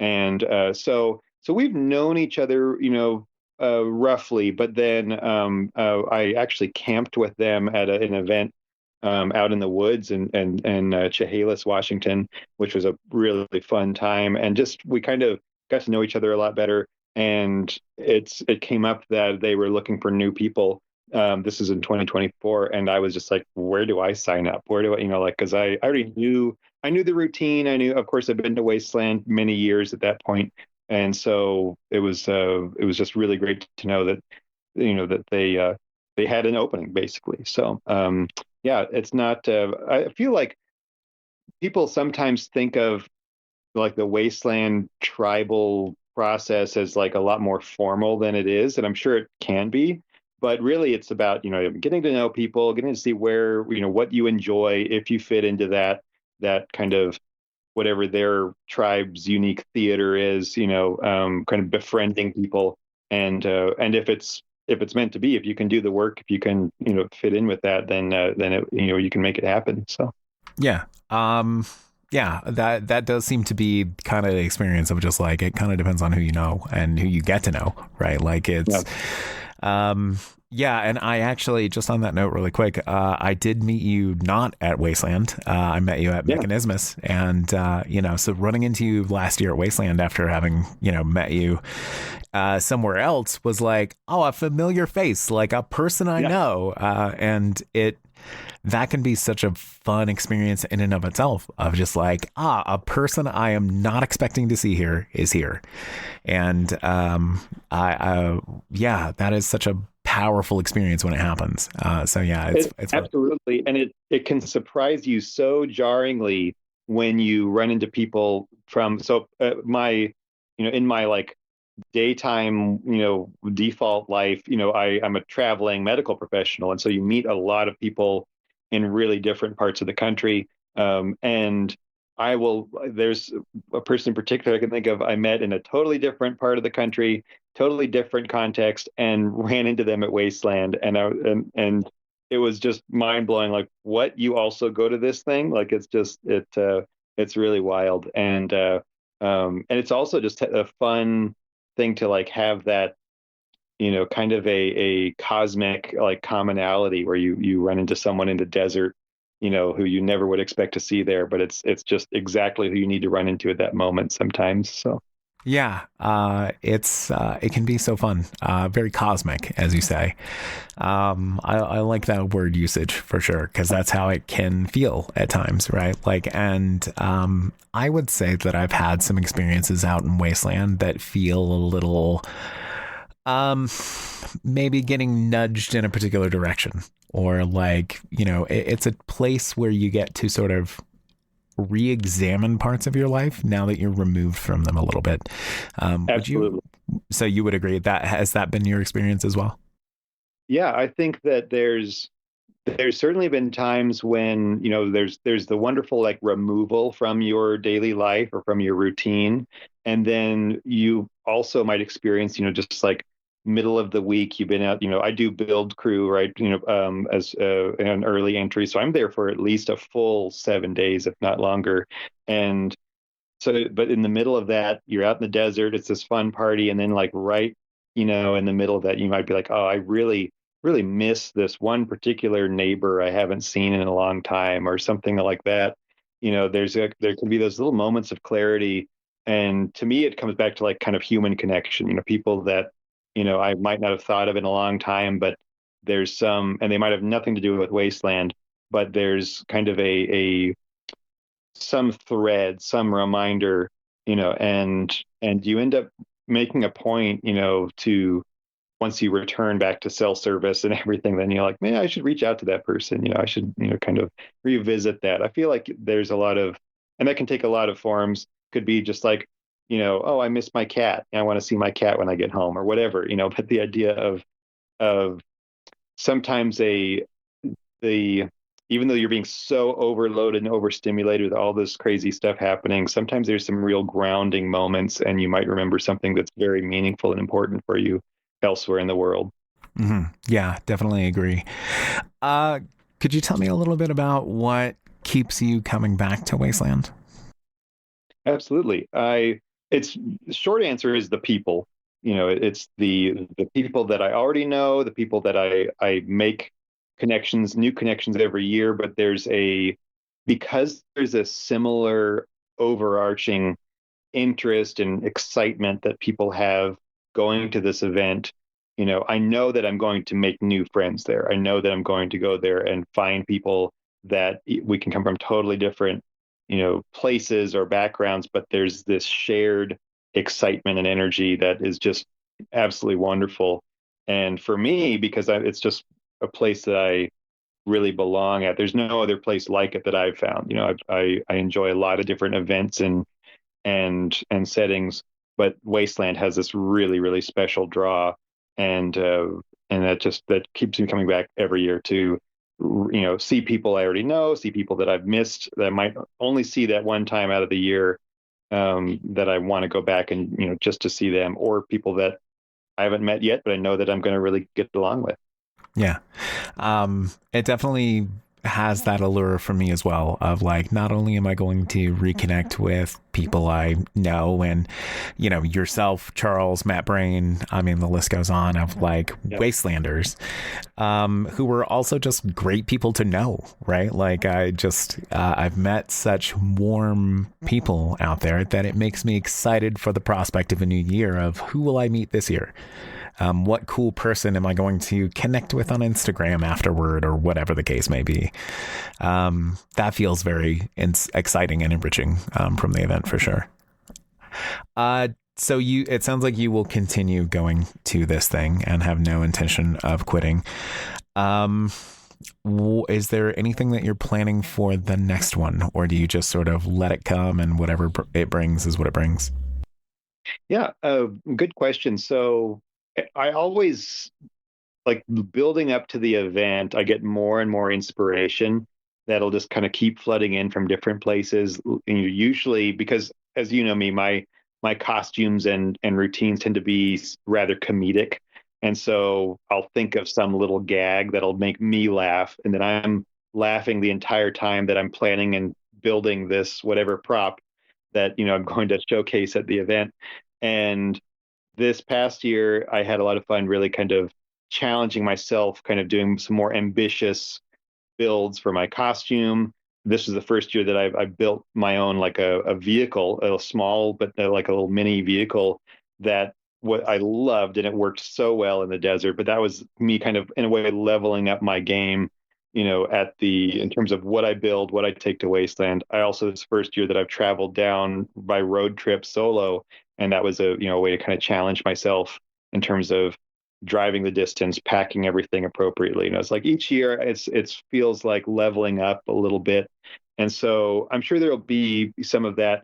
I also, it's interesting. Like I try to think about both what are really fun, like entertaining things I can do at Wasteland, but also what's something I can do that's really going to challenge myself. And one thing I've never done, due to like, I really enjoy kind of street theater and participatory theater, but I have a lot of fear of like the stage, of like being up on like a big stage. And so I've never done anything like on the stage. I've also never like ridden on top of a great big war vehicle, like a war rig. So those are kind of two goals of mine. Like if I can, I want to work towards riding on top of a vehicle in the vehicle procession, or being up on stage for something like the costume showcase or things like that. In a way, just kind of challenging myself a little bit more, getting outside of my sort of. I've gotten so comfortable at Wasteland, and I have like my comfort zones at the event, and I want to get out of those a little more. I want to like push myself, to get up on stage this time around. Yeah, I think that's a good answer, and challenging yourself is a good thing. Lots of growth. I am a little surprised by that answer, though, but just because knowing you as I do, I wouldn't, necessarily say like, oh, Maxine probably can't get on a stage. Like that is not a thing I would think of you. So, thank you. Yeah, I think that Go ahead. I was just going to say really quick for listeners at home who didn't have the pleasure of seeing you, your costume was great. Like every single day of the festival that I saw you, you just looked next level, like just really awesome, really so much character. And you bring so much personality with you everywhere you go. Well, I love to spread joy and laughter and effectively for me, I definitely have the soul of a clown. And so just the idea of like being able to kind of lift some spirits and do that in whether it's a visual way with the costume or just the little gags or the little things here and there to just kind of brighten the day of the Wasteland a little bit. And so it means a lot that that had an impact on you, and I've heard that from others as well. That's something that I definitely strive towards. Mission accomplished. You definitely do. You bring a lot of flavor to the whole thing. And yeah, it's always wonderful to run into you, even if you are not at the Restorationists or, if it's just passing you on the street. Or at Mechanismus. Yeah, or at Mechanismus. It's always wonderful to just run into you. So yeah, I'm fortunate to have gotten to know you and to meet you and to have shared a couple of Wastelands. And I will certainly see you at the next one. So yeah. If you, well, I don't want to keep you too long. I'm trying to keep these kind of short for the sake of the episode, because the Wasteland episode is going to be fucking huge. But I will hit you with the last question, which is what I always ask. What is something that you have been enjoying recently? And your answer can be anything: a book, a movie, a TV show. Just what's something that you're jazzed about? Oh, good question.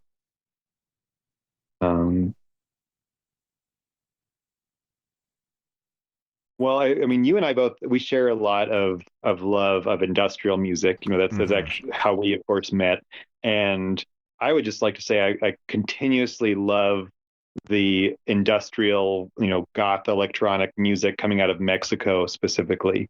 And there's a really, there's some bands that have been doing it forever. Osico, of course, is a giant in the scene. But I feel like a lot of people, particularly in the non-Spanish speaking part of the US, like it doesn't necessarily cross their radar. All of this really, really fantastic goth industrial music coming out of Mexico. And I feel like it has a very specific flavor of rage and bitterness and the certain kinds of emotions that, especially for me, given kind of the context of the current political climate and especially the political attitudes towards Mexican Americans, towards all of Latin and South America, that speaks to, I think, really well. And so I feel like for those of you who are looking for some new music who maybe are into the kind of music that's featured on this podcast. I mean, Osiko is a giant, but then there's a band called God Destruction that I really love. They're a little more industrial metal. And then like bands like Dystoxia is actually from Chile, but is also a Spanish speaking, fantastic band. There's many, it's like a hotbed of I think really fantastic industrial music at this time. So I would point people in that direction personally. I appreciate that very much. And those are things I'm definitely going to check out because I went to school for creative writing, did a lot of like lit theory, sort of examining text through different lenses sort of thing. But Latin American people and Mexican culture has become very near and dear to my heart. I mean, you've met Sadie. Yes. So it's sort of by extension, I've sort of gained a new appreciation. And yeah, you're absolutely right. There is a sort of a fire or a vigor there that sort of comes through in the music. And while not directly from Mexico or anything, but Dark Chisme is from Southern California. Wonderful. Has that sort of fire and that passion and that sort of there's no time to waste. Like I feel like a lot of Latin American music that I've heard recently has that sort of imperative to it. Great recommendations. And I will definitely check out God Destruction and anything else that you might suggest. Absolutely. And God Destruction is one, by the way, Osiko played at Wasteland in 2019. It was one of the best shows I've seen at Wasteland personally, and I was already a huge fan of theirs. So that kind of colors my perception some, but I just thought, what a fantastic act to feature, in that setting and that environment. To me, it was fantastic. And then God Destruction is one that, like, if I could just have a wish, have a band play at Wasteland, it would be God Destruction. Because there's a, this grim, dark kind of evil, I just love their aesthetic so much that they're able to present. So if they could play Wasteland, that would be absolutely epic. Excellent. Good answer. I always answer the question myself, and I'll sort of keep in tone with you. Speaking of enjoying music, the newest record from Holy Water, who's an artist out of Sacramento, is just one of the strongest records I've heard in a while. Like it's sort of 9-inch nailsy without being too much of an imitation. Like it's definitely got its own flavor, and Jake from Holy Water is like a full person. You know what I mean? Like he's just got his own story, has his own narrative, is such a character, and he just he kind of looks like Biker Dad, right? Like, but he comes out on stage and he sings like sad boy shit. Like like he'll do a Cure cover that's amazing, and then do like a Trent Reznor 9-inch nailsy kind of a thing, and he's just so good. And I think that, at least for me, the thing that shines through in a lot of music nowadays is authenticity of just like, this is like a real person. Like this is somebody who is not doing it for fame. They are doing it just because they have to express this thing or they'll die or whatever.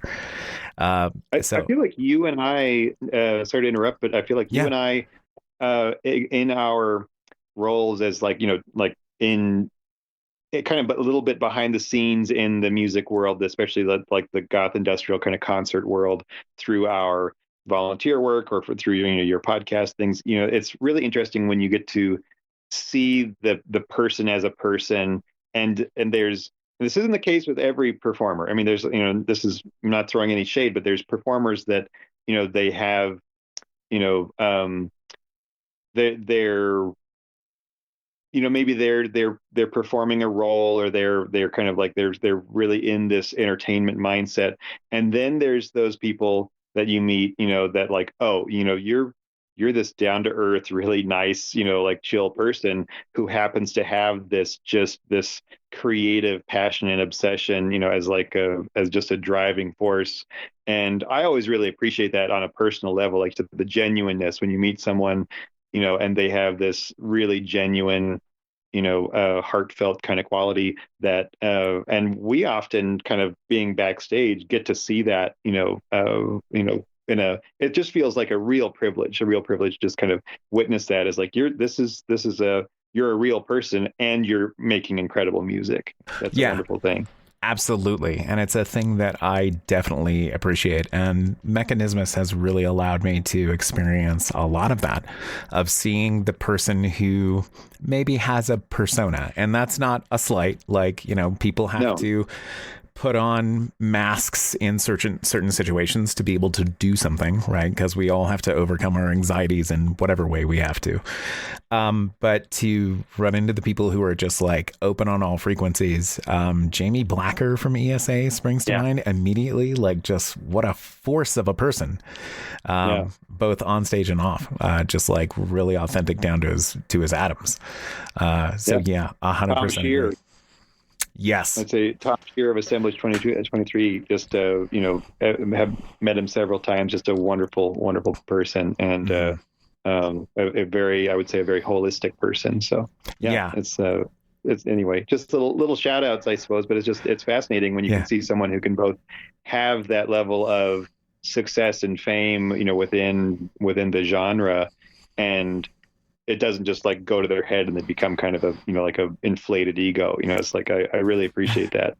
And I think it's hard not to do that, right? I think it's hard to avoid the trappings of being a big name, so that's it's a challenge for sure. So definitely, especially in our scene where other people have let that happen, right? Like, there are people who have let it go to their heads and think that their experience is, something special, and, sort of carry themselves that way. So it is always nice to meet people who are humble and genuine that way. And just to sort of wrap it back around to Wasteland, I feel like the things that you and I both appreciate about musicians and artists in the scene who are authentic, I feel like that's a common trait of people I run into at Wasteland, because they're putting together a costume or whatever it may be, and this is a creative person who has an outlet and is here probably partially because of that outlet.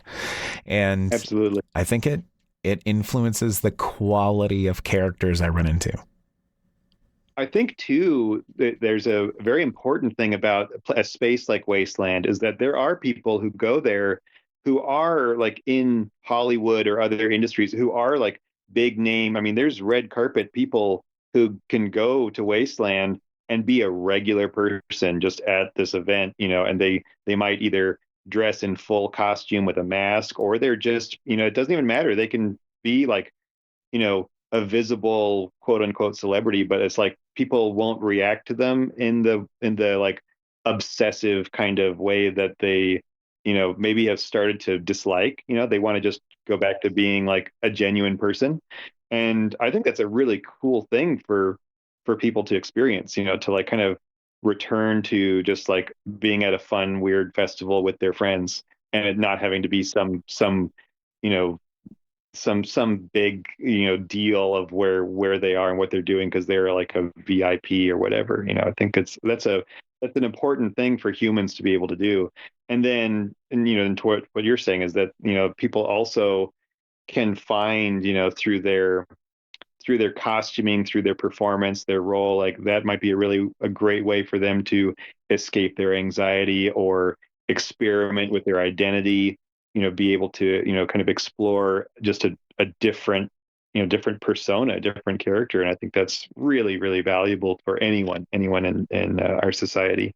Yeah, agree. I definitely feel like Wasteland is a place that has the potential for personal growth. And I feel like I grow a little bit every single time I go. And, I've only been twice, but it has left such an impression on me that I feel sort of permanently altered by it in a good way. So, All right. Absolutely. There's no once you go, you can't go back.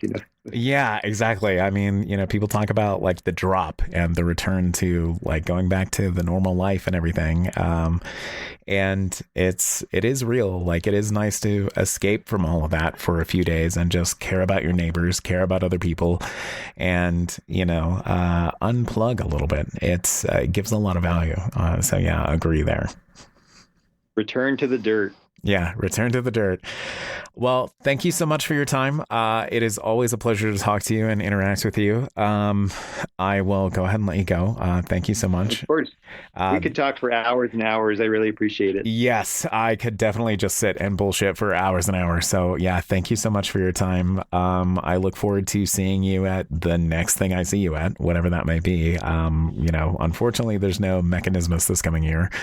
But are you going to go to Dark Force Fest by chance? I don't think so. No, Okay. I believe I have a scheduling conflict. But, Okay. I hope you go. Hope you have a good time. Yes, I will definitely go. Sadie and I are going to go. I'm going to do my panel again and make people play trivia and shit. So, Give Sadie a huge hug for me. Just a wonderful, speaking of wonderful, authentic, genuine people at Wasteland that I'm just so excited to see. Like that's Sadie's a wonderful person. Yes, 100% agree. I'm a little biased because I'm so in love with her, but yeah, I do agree. And I will definitely hug her and pass on your. Don't fuck this up. I'll do my best not to. All right, I will let you go. Thank you so much for your time. Have a wonderful rest of your evening.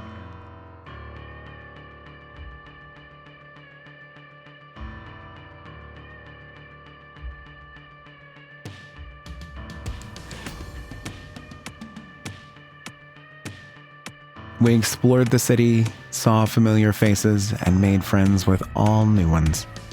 Our tribe mates from Sacramento, Cricket and Hugger, introduced us to some other Sac locals, who we'd later run into again at Nucule, which we were promptly invited to, a Sacramento area wasteland holiday party that took place in January. We met strangers who gave homemade gifts of jerky, jelly, art, alcohol, and a variety of other interesting treasures. One night, I wandered outside and found a person standing by themselves. I asked how their festival was going, and they said it was going great. I told them that I was glad that they were having a good time, but that I happened to notice that they didn't have a weapon on them. They confirmed, correct, I don't have one. So I drew my own and told them to put their fucking hands up. They did so, and I asked them to amuse me in some way, and then I would let them go. They provided a short dance and did a little jig away. That was good enough for me, and I let them go. But a few minutes later, they returned and pushed their own weapon into my back. I put my hands up and was forced to do a jig of my own.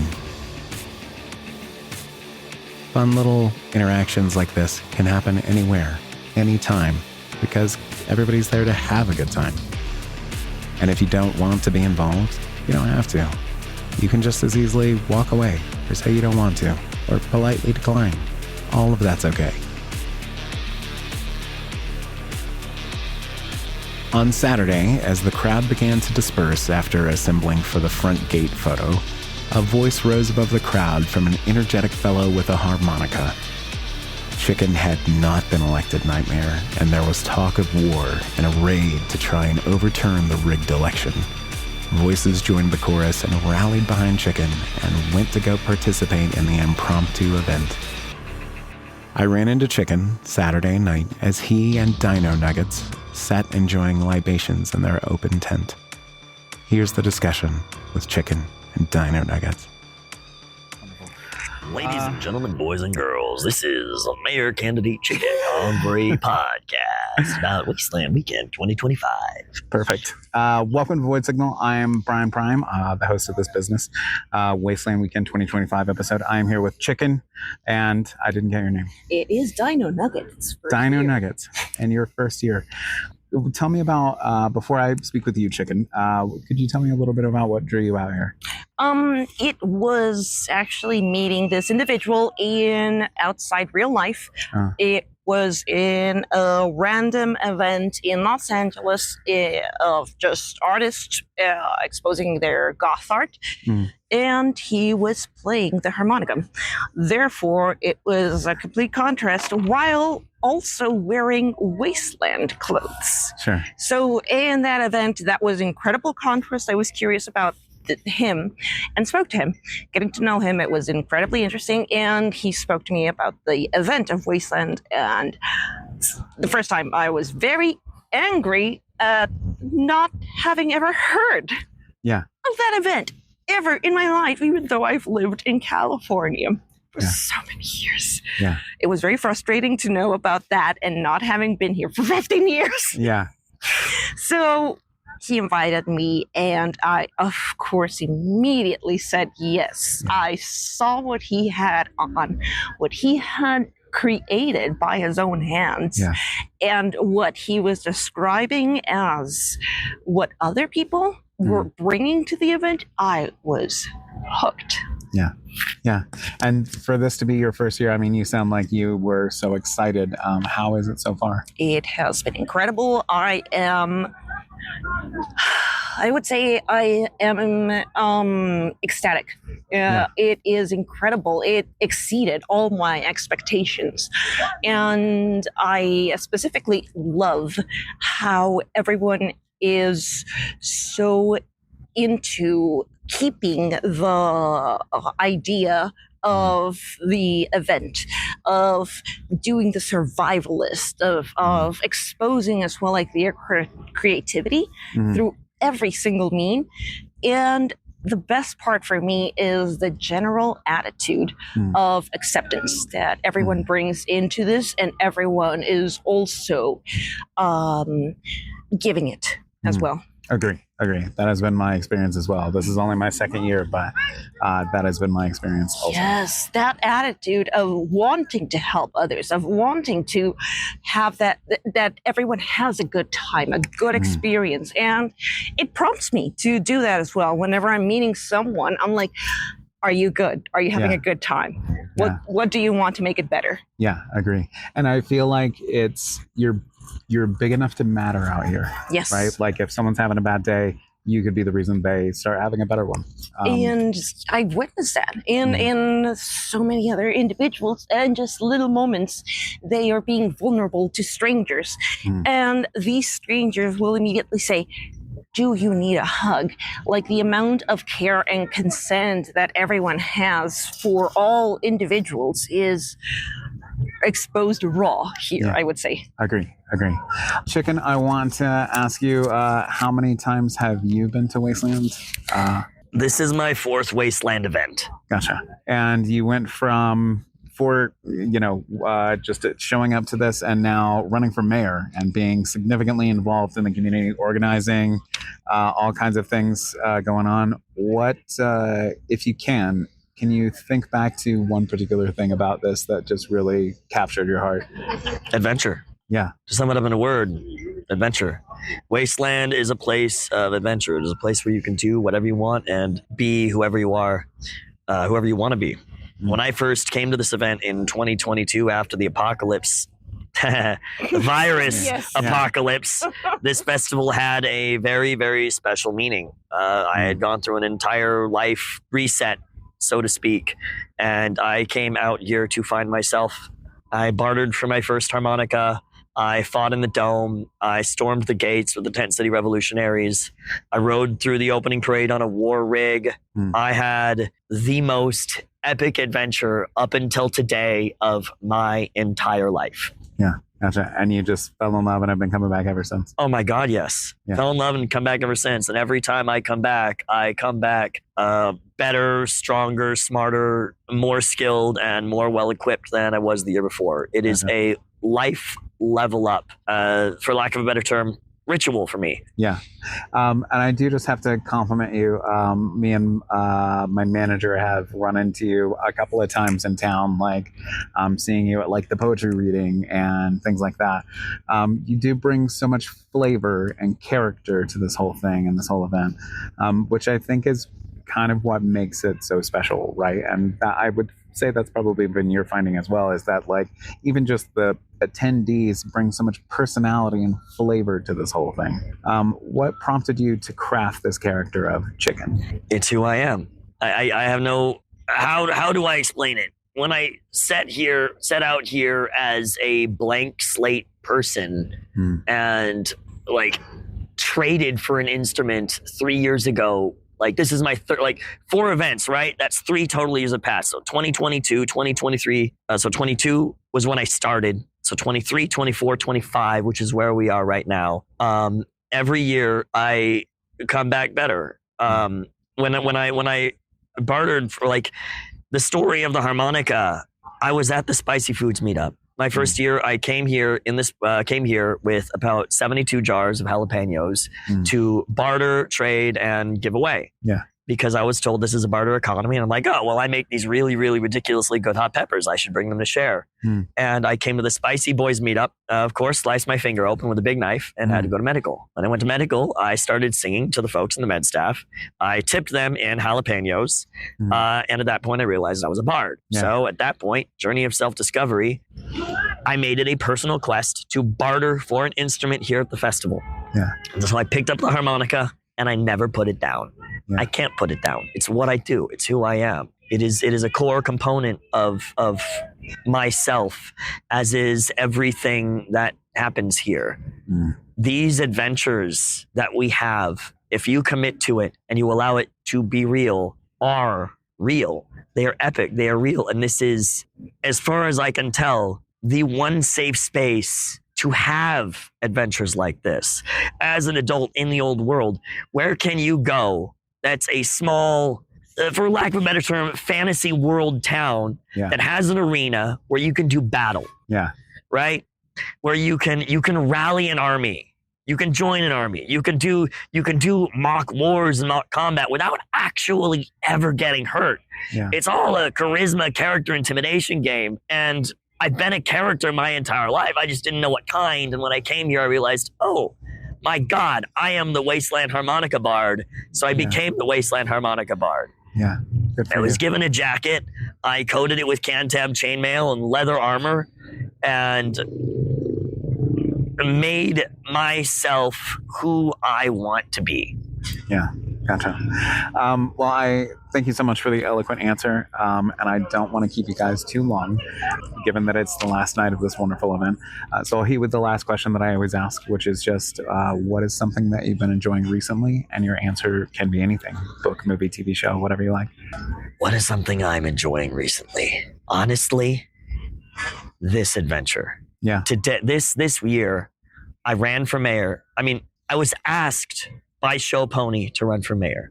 I never thought I was going to run for mayor. That was never the plan until I was asked by the person who has been here forever, that taught me how to play harmonica, even though I've surpassed her in skill, to be her running mate in this event, because she saw my character and trusts me with who I am to commit to the bit and to do it and to give my all. And so the thing that I'm enjoyed most is the completion of the story. We ran for mayor. We did the online campaign. I created propaganda videos, lore videos, promoting the wasteland war between the slums and the city folk. Yeah. You know, we ran for mayor on a platform of actually doing mayor things. And we talked to people and drummed up an absolutely astoundingly incredible amount of support outside in Tent City, as well as a lot in the city. And while the election didn't go the way we wanted it to, because being new to Wasteland politics, we didn't really understand how it worked. Sure. That was the match that lit a tinderbox that allowed me to craft an even greater story event to the entire thing. Yeah. The election didn't go the way we wanted to because it was rigged. And so I rallied the people and the other mayors and built an army and set out propaganda posters in a few hours and organized, as far as I know, one of the biggest lore events that has ever happened here.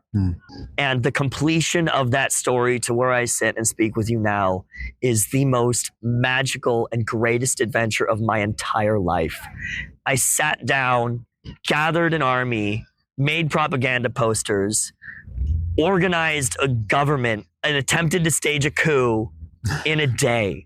I failed, but the point is, I tried and I did it. Yeah. And it was so amazing. Yeah. Good for you.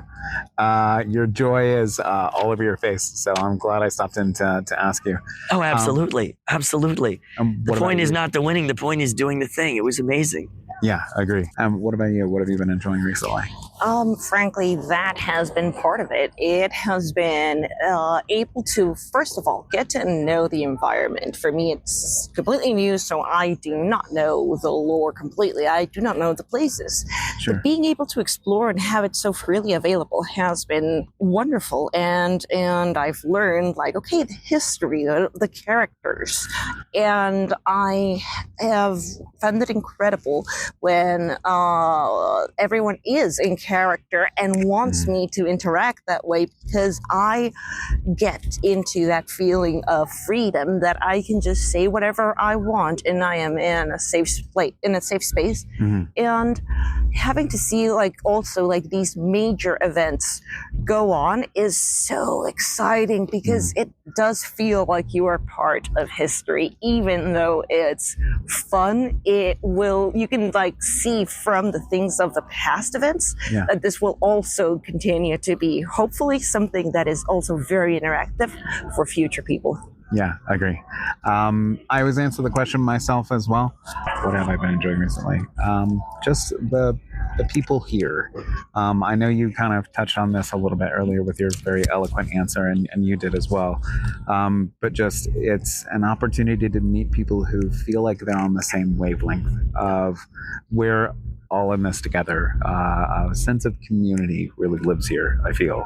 And I like that. I find that we maybe don't have it so much out in the real world as much. So it's nice to get it nice and concentrated here, straight from the tap, as it were. The Wasteland community honestly has been the best part of the entire event. Both here and outside of the event, we're a very tight-knit community. We look after each other. We care for each other. We're there when we need it. We're there to help. We're there to support. We're there to talk. We're there to bond. And being out here in the desert, surviving against the elements, doing this giant wasteland LARP festival creates a type of friendship bond that you just don't get. This is a one-of-a-kind place that is totally unique. And it is the most magical, incredible place in the entire world to me. Yeah. Excellent answers. Thank you both so much. Very well said. I will wrap us up right now.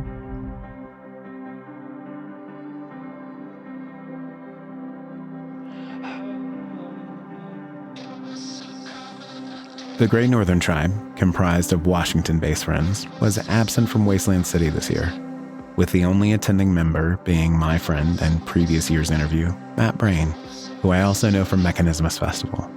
I saw Brain every day of the festival, and he was always ready with a smile and his signature positive attitude. We shared drinks, snacks, and stories of our adventures in the Waste, and I asked Brain for another interview a few weeks after Wasteland to hear his thoughts on the event, especially his perspective as being in the city one year and then in the tent city the next. Here's Brain's perspective on Wasteland 2025. Hello again. How's it going? It's going pretty well, all things considered. I would still give that answer, but things are going okay. Yeah, it could be better. I lost my job end of October. Oh no. That sucks. Yeah. I was doing really good at it, but I pissed the CEO off somehow, or oh no. I mean, it was fucking stupid. I'm not going to sit here and bore you with all the details, but I got fucked over by them. But it's okay. I'll move on. The world goes on. Okay. Buddy. Good. Similarly, I lost 2 people at work, people that I worked with for 20 something years, right there around October 19th and 20th, actually within about 48 hours of each other. And it was just like both from, a work standpoint, because I worked with them for so long, to the fact that we're friends and we run a tight company, was just like, wow, just really hit hard. And the company will continue on, and life goes on. And we just had the second guy's funeral here last week, and I was like, just kind of really relieved when it finally happened, because the grieving process is different for everyone, and actually is not the same no matter what you're experiencing. So it was just kind of this like, wow, that was really nice. Like just that kind of relief. Sure. But at the same time, it's crazy, man. Yeah. So, yeah. The world is insane right now. Yeah.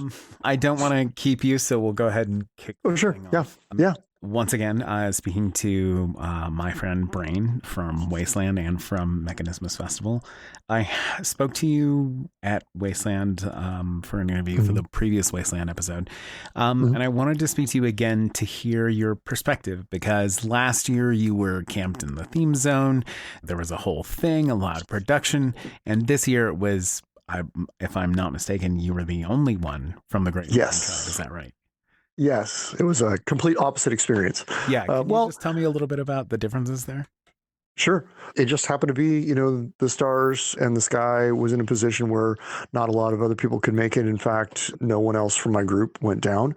So that kind of changed the dynamic. And at one point I shouldn't say at one point, I was very excited about that, because this is 10 years that we've been running a group of 4+ people, putting on a big environment. The dome has a lot of activities in it, and it's just a structure for people to meet inside. So not having that experience, I was restructuring in my head, how will Wasteland be for you? I was able to reach out to some locals, a Portland crew, who have been running a project down there for I think probably 15 years. And they have their whole setup. They take up a street block and all that kind of thing. They don't do the same thing that we do, but again, creating an environment for people to hang out with. They run a bar, they have DJs and all that kind of stuff. So, and we are friends. And so I reached out to them to just say like, hey, I know you guys are usually shorthanded. You usually are running up to the line, and then you have like 2 or 3 days of setup in the front end and 2 or 3 days at the end. Can I help?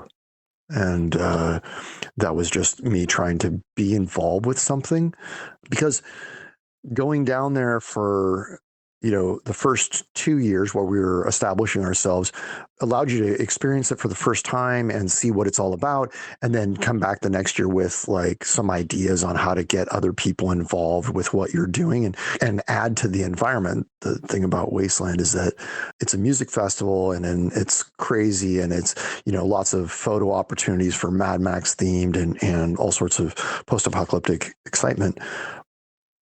But it lasts 24 hours a day for 4 days. And creating an environment is super fun for people who are first, second, and third timers, and even 10 timers who just want to be in that whole experience. And so for me, after year 2, I was like, I want us to do that. And the rest of my camp was like, yeah, let's all do something that brings people in. And so it had grown after the first year, second year, third year, having both the camp explode in size as well as what we were providing to the group and what we were entertaining ourselves with. I felt a little bit like, oh my God, what are you going to do? Like, what are you going to do for 14 hours a day when you're not sleeping?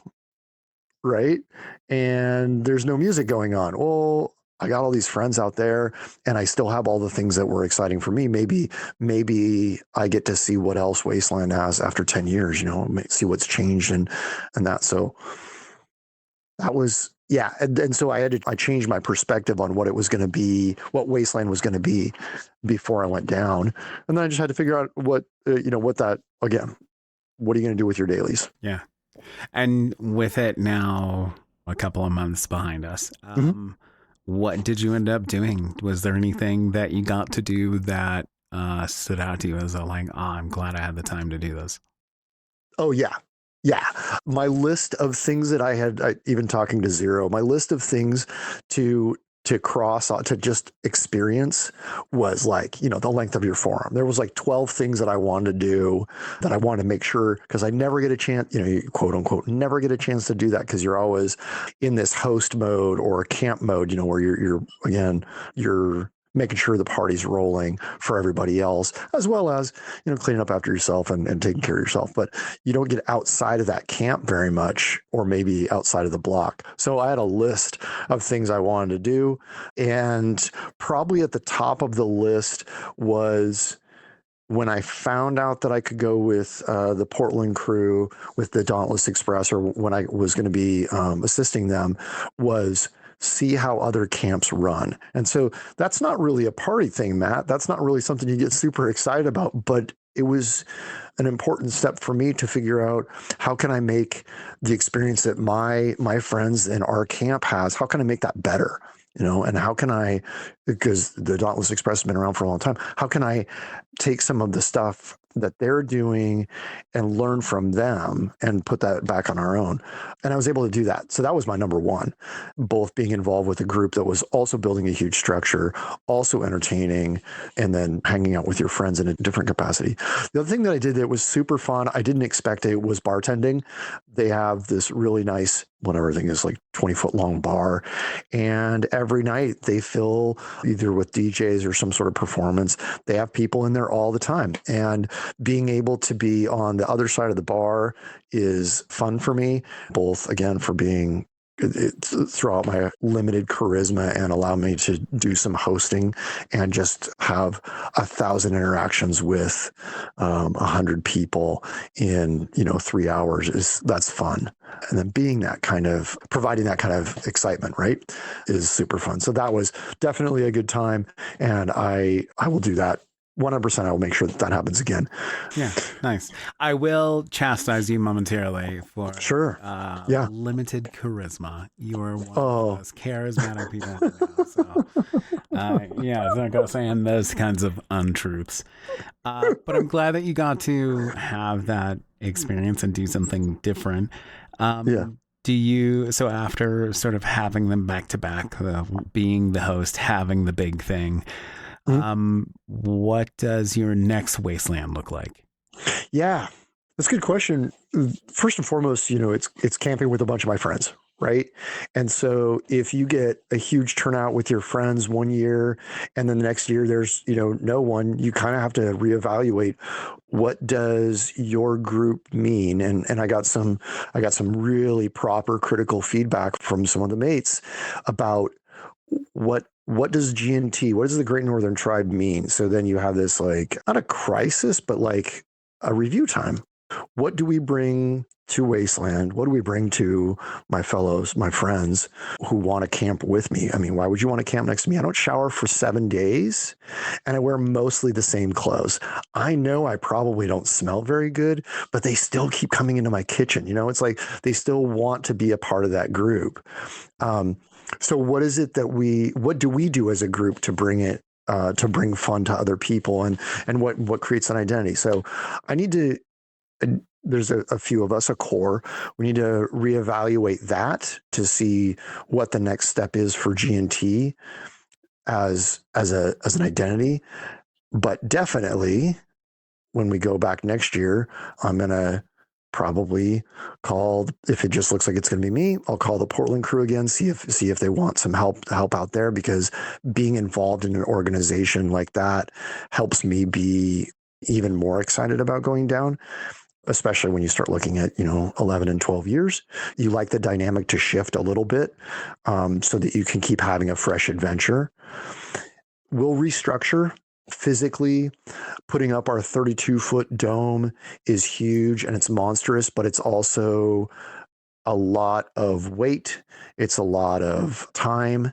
It's a resource on the front and back end of setting up and tearing down. And then it sits, for 11 and a half months in a storage unit. Financially, that's stable, but it's not something I want to sustain. So if we were based around this giant structure, if we're based around a giant structure, then if you remove that, then what do you bring? And so that's another one of these kinds of faux identity crisis. But it's not going to be harmful if we decide to get rid of a couple of our fundamentals or things that we were holding as fundamental and recreate ourselves. We still have the same Wasteland identity and that kind of story and persona. The activities that we bring might change a little bit. At the same time, that revolves around the people that show up, whether we got a bunch of tea drinkers who want to have afternoon tea every day and bring down special brews, or we have, our trade booth and our crappy table, or we decide to change that to, some other gambling thing, or maybe we drop that all together and we just tell stories and send people out on missions. I'm not sure yet.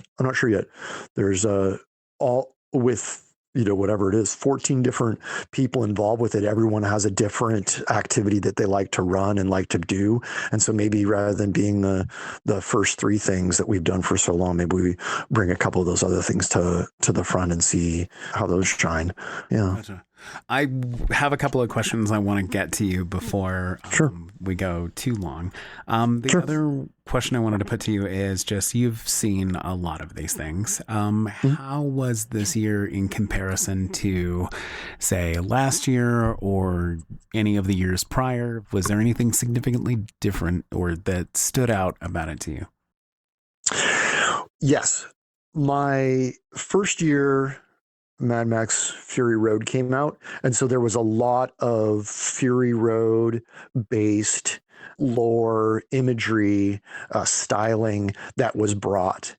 And after 10 years of that, we had Furiosa came out, but there was nothing really as far as a movie contribution to the aesthetic. There wasn't a lot that was brought there that wasn't already discussed, that people weren't already doing. So that level of expected aesthetic change, to me, it was expected that we weren't going to see a lot. What I was excited about, what I thought was awesome, was the amount of new people, maybe 1 or 2 years, who brought that costuming and that aesthetic specifically to those movies at like 9 and 10, as opposed to the first couple years where I was going, where people were like, in context, they were shooting at a good 8 and 9, but when we look back on it, maybe it was more like a 5.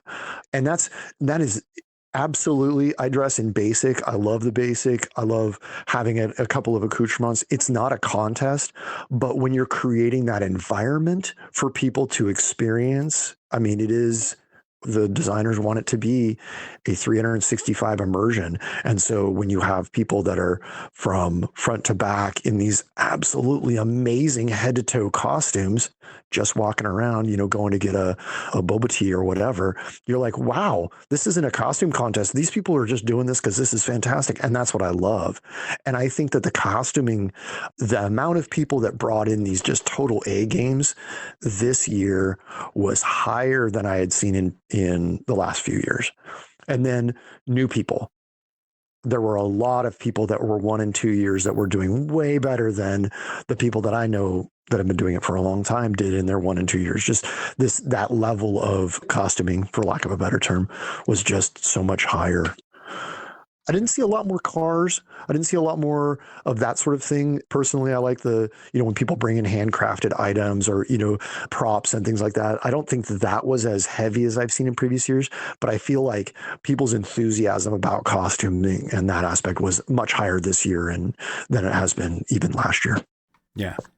Nice. Okay. Yeah, I did see plenty of amazing costumes just kind of strolling around. Okay. Other question I wanted to get to before we're out of time. I've got 2 more for you. With Mechanismus not happening this year, I had taken the year off. What does that mean for Matt Brain? And how do you feel about we're taking this year off and we're going to return next year? We did a perfect rebound relationship. Like, we were looking even before the festival had happened, we were looking at what are you going to do with all your free time?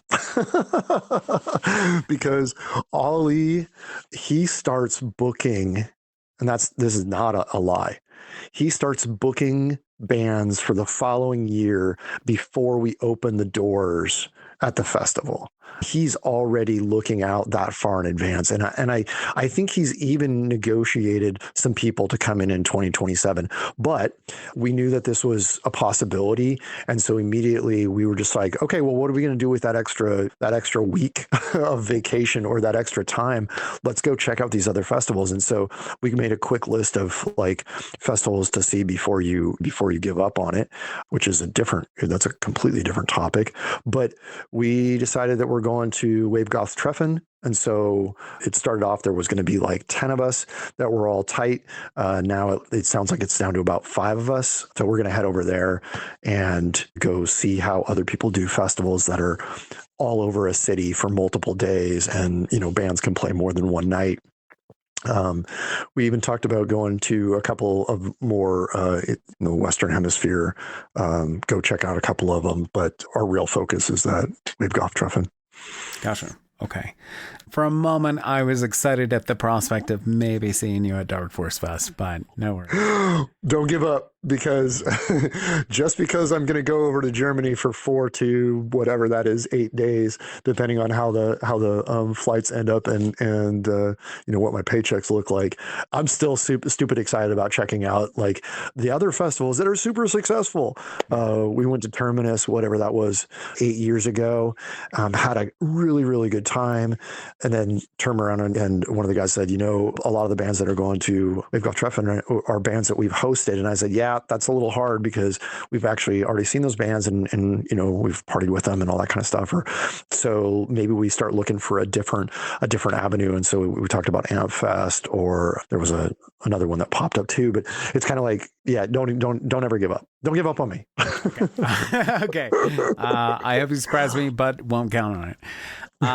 Okay, last question I want to put to you, and then we'll wrap this up. Just same thing I always ask. What is something that you've been enjoying recently? Answer can be anything. Just what are you jazzed about? Oh yeah, really cool. Gosh, I'm in a very nice place right now. Obligations started propelling me to feel a little bit more time crunched, in that it started looking like every weekend or even multiple times during the week.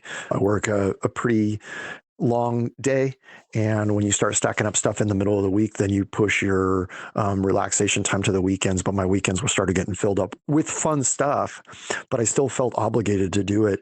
And so right now what I'm actually enjoying is the idea of having more than a single day off. And so having a couple, a weekend or possibly 3 days in a row off is really inviting to me for my brain. I'm also rekindling my experience with music. And so not having the festival hanging over and not having regular fundraisers or having a regular night, the DJ aspect and that hunt for music, which is what I love the most, kind of waxes a little bit. And I lose focus on that's what brought me into this circle and playing plastic and raves, was trying to just find new music and finding new music and as nerdy as it is, sharing that with other people.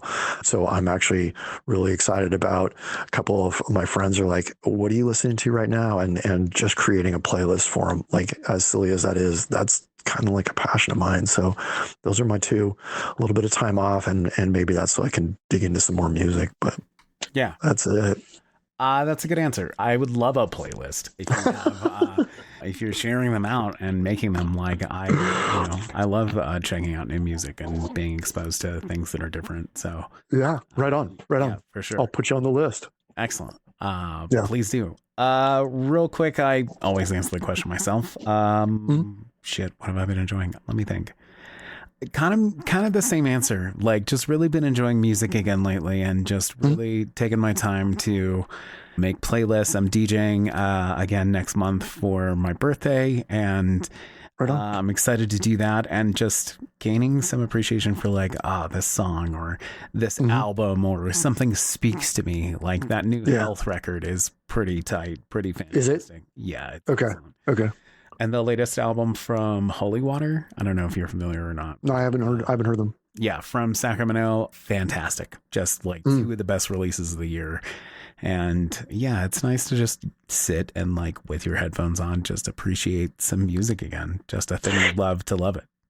It's so funny because we talk, one of the old Neck guys, he talked about like, why don't we do listening parties? And we'd actually done that before, like in a group of 5 or 6. He had a small apartment and he just put on a new album and we just, sat there and talked over the top of it. But at the same time, everyone's in the same room listening to the same experience.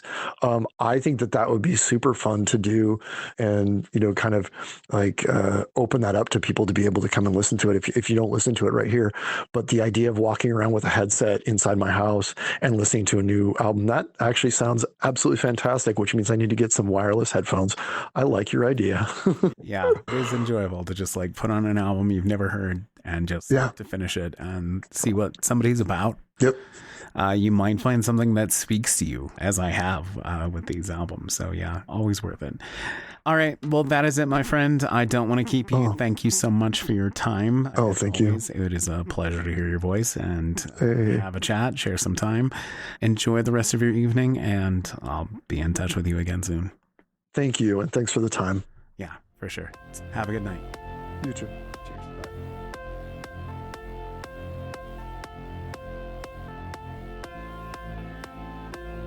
The return to Wasteland brought with it a variety of new experiences and valuable lessons. I was reminded once more that this is all we have. The existence we carve out for ourselves is what we get to enjoy, so we'd better do it while we can, before it's gone. And before we're gone. There's a thoughtful urgency that underscores my time there, a quiet but persistent reminder that one day we'll all just be rust and dirt, and whatever we leave behind will mostly be carried in the memories of others. I wandered the waste not knowing I was in search of my better self, but I certainly feel that I have found him, or maybe remembered him. There's something about stripping life down to dust, heat, intention, and human connection that makes it easier to see who you are when the noise falls away.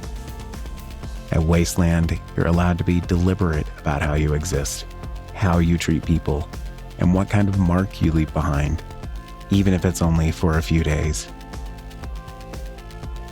There's a freedom to be had at Wasteland, a self-efficacy and self-determination that can make you feel genuinely empowered, like you matter, like your presence meant something, even in a place built to look like the end of the world. You showed up, you participated, you gave a little of yourself, and in return you're reminded that you belong somewhere, even if that somewhere only exists briefly in the desert, a spark in the dark where we can all be humans together. Wasteland can connect you with others who are also seeking to fill their days with adventure and meaning. It can bond you to someone else, or bond you back to yourself in ways you didn't know were possible. There's room for joy, absurdity, sincerity, and reflection, often all at once. And there might be purpose, peace, and memories waiting for you out in the wastes. But like most things in life, you have to show up to get it. So I do hope to see you in the waste someday. And if not there, then somewhere else that asks you to be present, to care, and to pursue what you love as hard as you can. And I hope you have a good time doing it.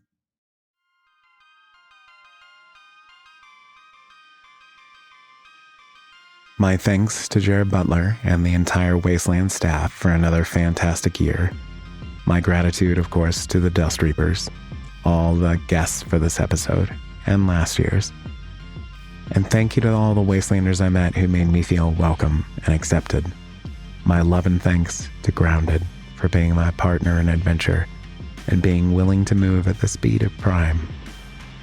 And of course, thank you, dear listener. Void Signal is nothing without hearts and minds to hear it. I hope some words from this program touches one of those things for you. Until next time, from the Wasteland and for Void Signal, This is Prime.